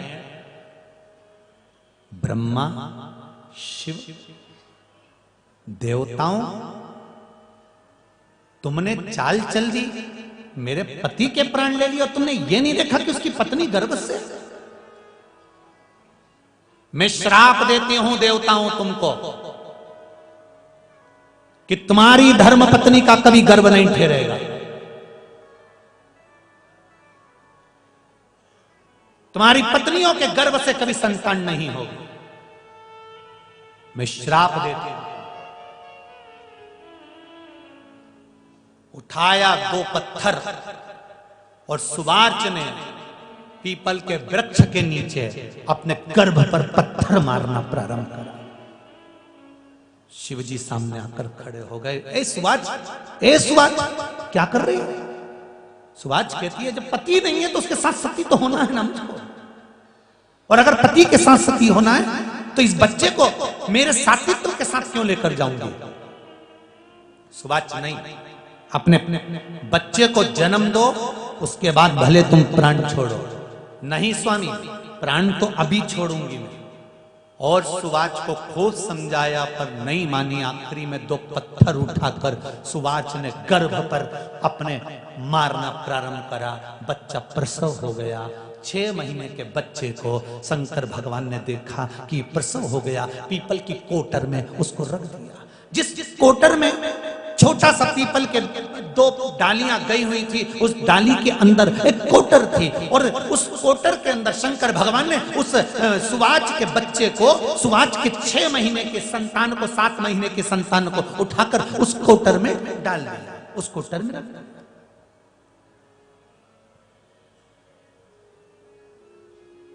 अब देखिए, मेरी माताएं कहती हैं कि रक्षा कौन करेगा? रक्षा करने वाला कोई दूसरा नहीं होता। जिसने जन्म दिया है पेट वही भरता है और रक्षा भी वही करता है, कोई दूसरा नहीं करेगा। अकाल मृत्यु वो मरे जो काम करे चंडाल का, और काल उसका क्या बिगाड़े जो भक्त हो महाकाल का। अगर जिसको राम रखे उसे कोई ना चखे। वृक्ष पे ढेर सारी जाम लगी होती है, अमरूद लगा होता है, गिलेरी उसी को खाती है जिसको राम जी ने कहा होता है। उसी अमरूद के पास में दूसरा अमरूद लगा रहता है, गिलेरी उसे नहीं खा पाती, क्योंकि राम रखे तो कौन चखे? कौन चखे? राम जिसको रखे कौन चख सकता? कौन चखेगा उसको?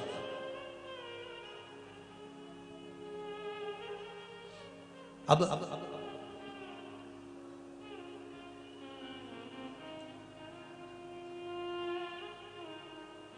सुबार्च प्राणों को त्याग दिया।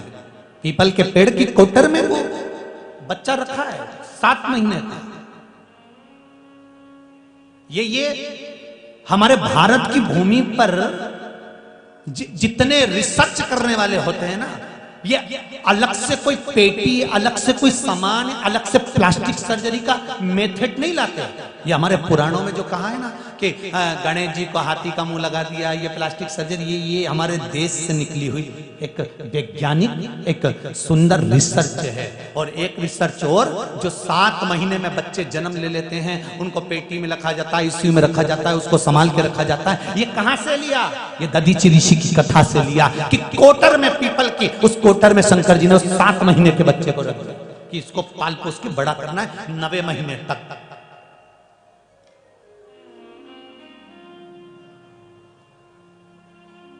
मेरे शिव जैसा दूसरा वैज्ञानिक पैदा नहीं होगा, मेरे शंकर जैसा दूसरा हुआ है और ना होगा। जहां सारे डॉक्टर फेल, मां शंकर की शिव महापुराण पास है, शंकर का अनुमोदन पास है, महामृत्युंजय मंत्र पास है, पंचाक्षर मंत्र पास है, षडाक्षर मंत्र पास है। जहां सब फेल वहां ये पास है।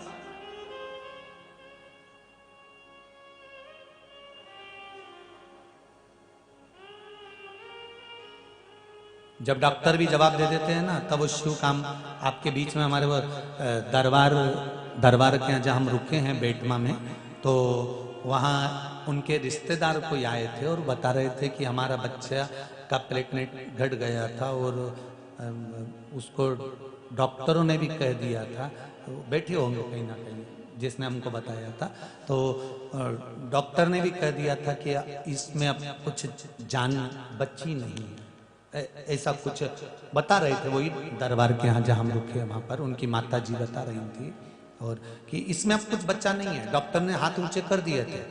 तब परिवार की 5-6 लोगों ने मिलकर कुबेरेश्वर बाबा का स्मरण करा और पशुपति व्रत कबूले और शिव जी की जो आराधना श्री शिवाय नमस्तुभ्यम चालू करा। डॉक्टर ने भी कह दिया कि अब प्राण वापिस आ गए, अब कोई दिक्कत नहीं है। और बालक भी यहाँ बैठा होगा शायद कहीं ना।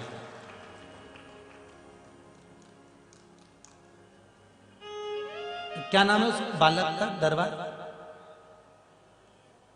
बैठा है जरा माइक देना, जरा माइक जल्दी ले दो, जरा समय का ध्यान करो।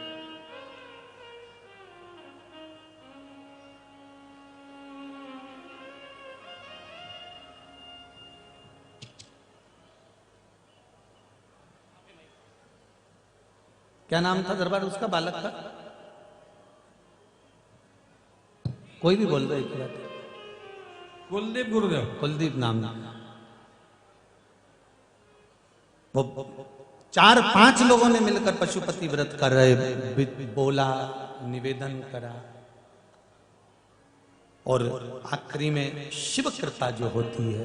गुरुदेव वो कोटा में रहता बेटमा का भानेज है। अच्छा अच्छा। और कुलदीप है वो हमारे प्रदीप सिंह जी काका साहब का। अच्छा, अब तो ठीक हो गया ना, बढ़िया। बस बाबा की यही कृपा। श्री शिवाय नमस्ते। ये शिव कृपा, जहां सब फेल वहां शिव पास है, शंकर नजदीक। कोटर में वो बच्चा रहा, 9 महीने हो गए, 10 महीने हो गए, 11 महीने हो गए। बाद में उसी कोटर से वो बच्चा बाहर निकला। किसने भरण पोषण करा? लोग कहते हैं क्या पीपल के वृक्ष की पत्तियों से क्या होता है, बेलपत्री के वृक्ष की पत्तियों से क्या होता है, दुर्वा से क्या होता है, धतूरा चढ़ाने से क्या होता है? शिव महापुराण उठाकर तो देखिए कि मात्र पीपल के वृक्ष के उस कोटर में 7 महीने के बच्चे को डाल दिया था, जो तुरंत अच्छा स्वरूप लेकर पैदा होता है, जिसका नाम शंकर जी ने पिपलाद रख दिया था। वो पिपलाद जो ज्ञानी हो गया, विद्वान हो गया, और जिसने कई शास्त्रों और आनंद का वर्णन कराया है, वो पिपलाद उत्पन्न हो गया, पीपल के वृक्ष से हो गया। वो शिव है, शंकर अवघड़ी है, साधारण नहीं हो सकता। उस पिपलाद ने भगवान शंकर से निवेदन करा कि मेरे पिताजी की अस्थियों से युद्ध लड़ा गया, मेरी माता की भी दशा हो। शिव जी ने उनको समझाया, ज्ञानोपदेश दिया, जनमानस के कल्याण के लिए उत्पन्न हुआ, पीपल के वृक्ष से पैदा हुआ, इसलिए उसका नाम पिपलाद रख दिया। आगे वर्णन आता है, देवाधिदेव महादेव के पास में माता जगत जननी पार्वती मैया आकर विराजमान होती हैं।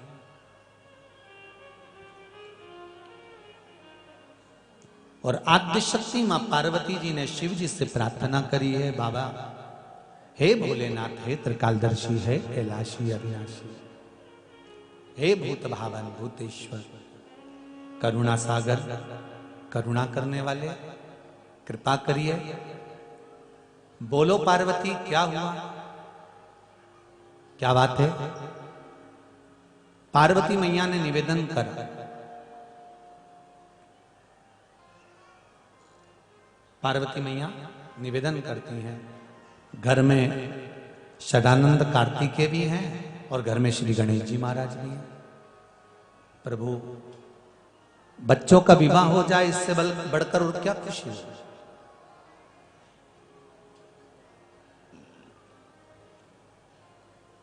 जितने घर में बच्चों का जन्म होता है, घर के बच्चों को देखकर घर के बड़ों के मन में भाव उत्पन्न हो जाता है कि इनका विवाह हो जाए, शीघ्र मंगल विवाह हो जाए, घर में बहू आ जाए, सब सुख मिलेगा।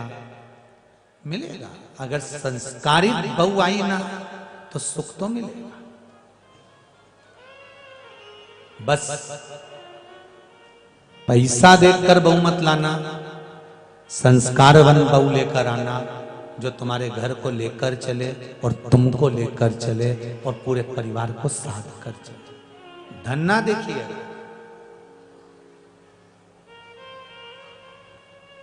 देवऋषि नारद को बुलाया भगवान शंकर जी ने। देवऋषि नारद से कहा, नारद जी आप जाओ और हमारे पुत्र के विवाह के लिए कोई कन्या देख कर आओ। देवऋषि नारद गए, प्रजापति विश्वरूप जी के यहाँ पहुंचे, जहां पर उनकी दो पुत्रियां थी, रिद्धि और सिद्धि।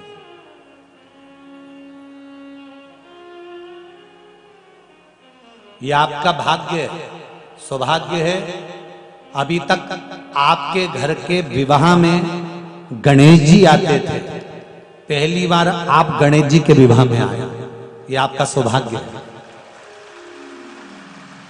ये आपका सौभाग्य है।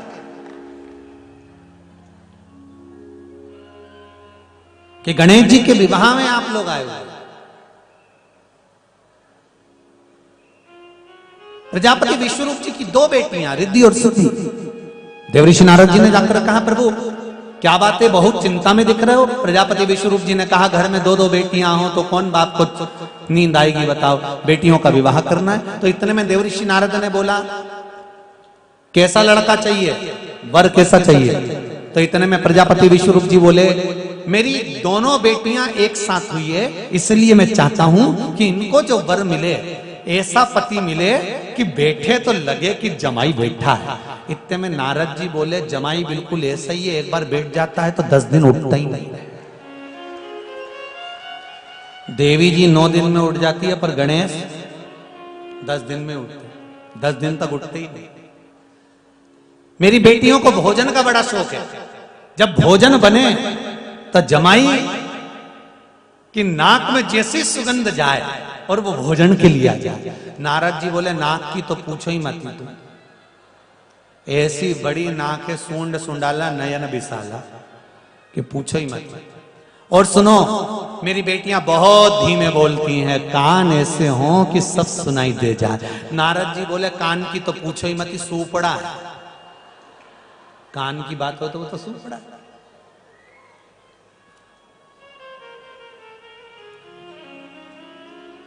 पर मेरी बेटियों को भोजन का बड़ा शौक है।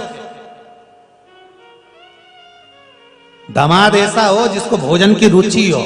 नारद जी बोले, वो तो पूछो ही मत।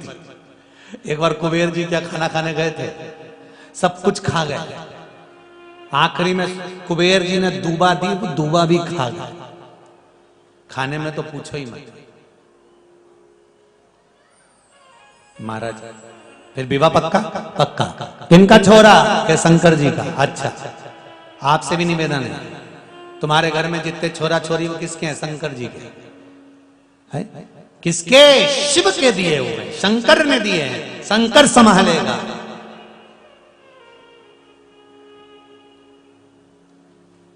ठीक है, विवाह पक्का। बारात आई, श्री गणेश जी महाराज का मंगल विवाह हो रहा है। गणेश जी महाराज रिद्धि सिद्धि के साथ बारात लेकर पधार रहे हैं। जोरदार ताली बजाइए श्री गणेश जी।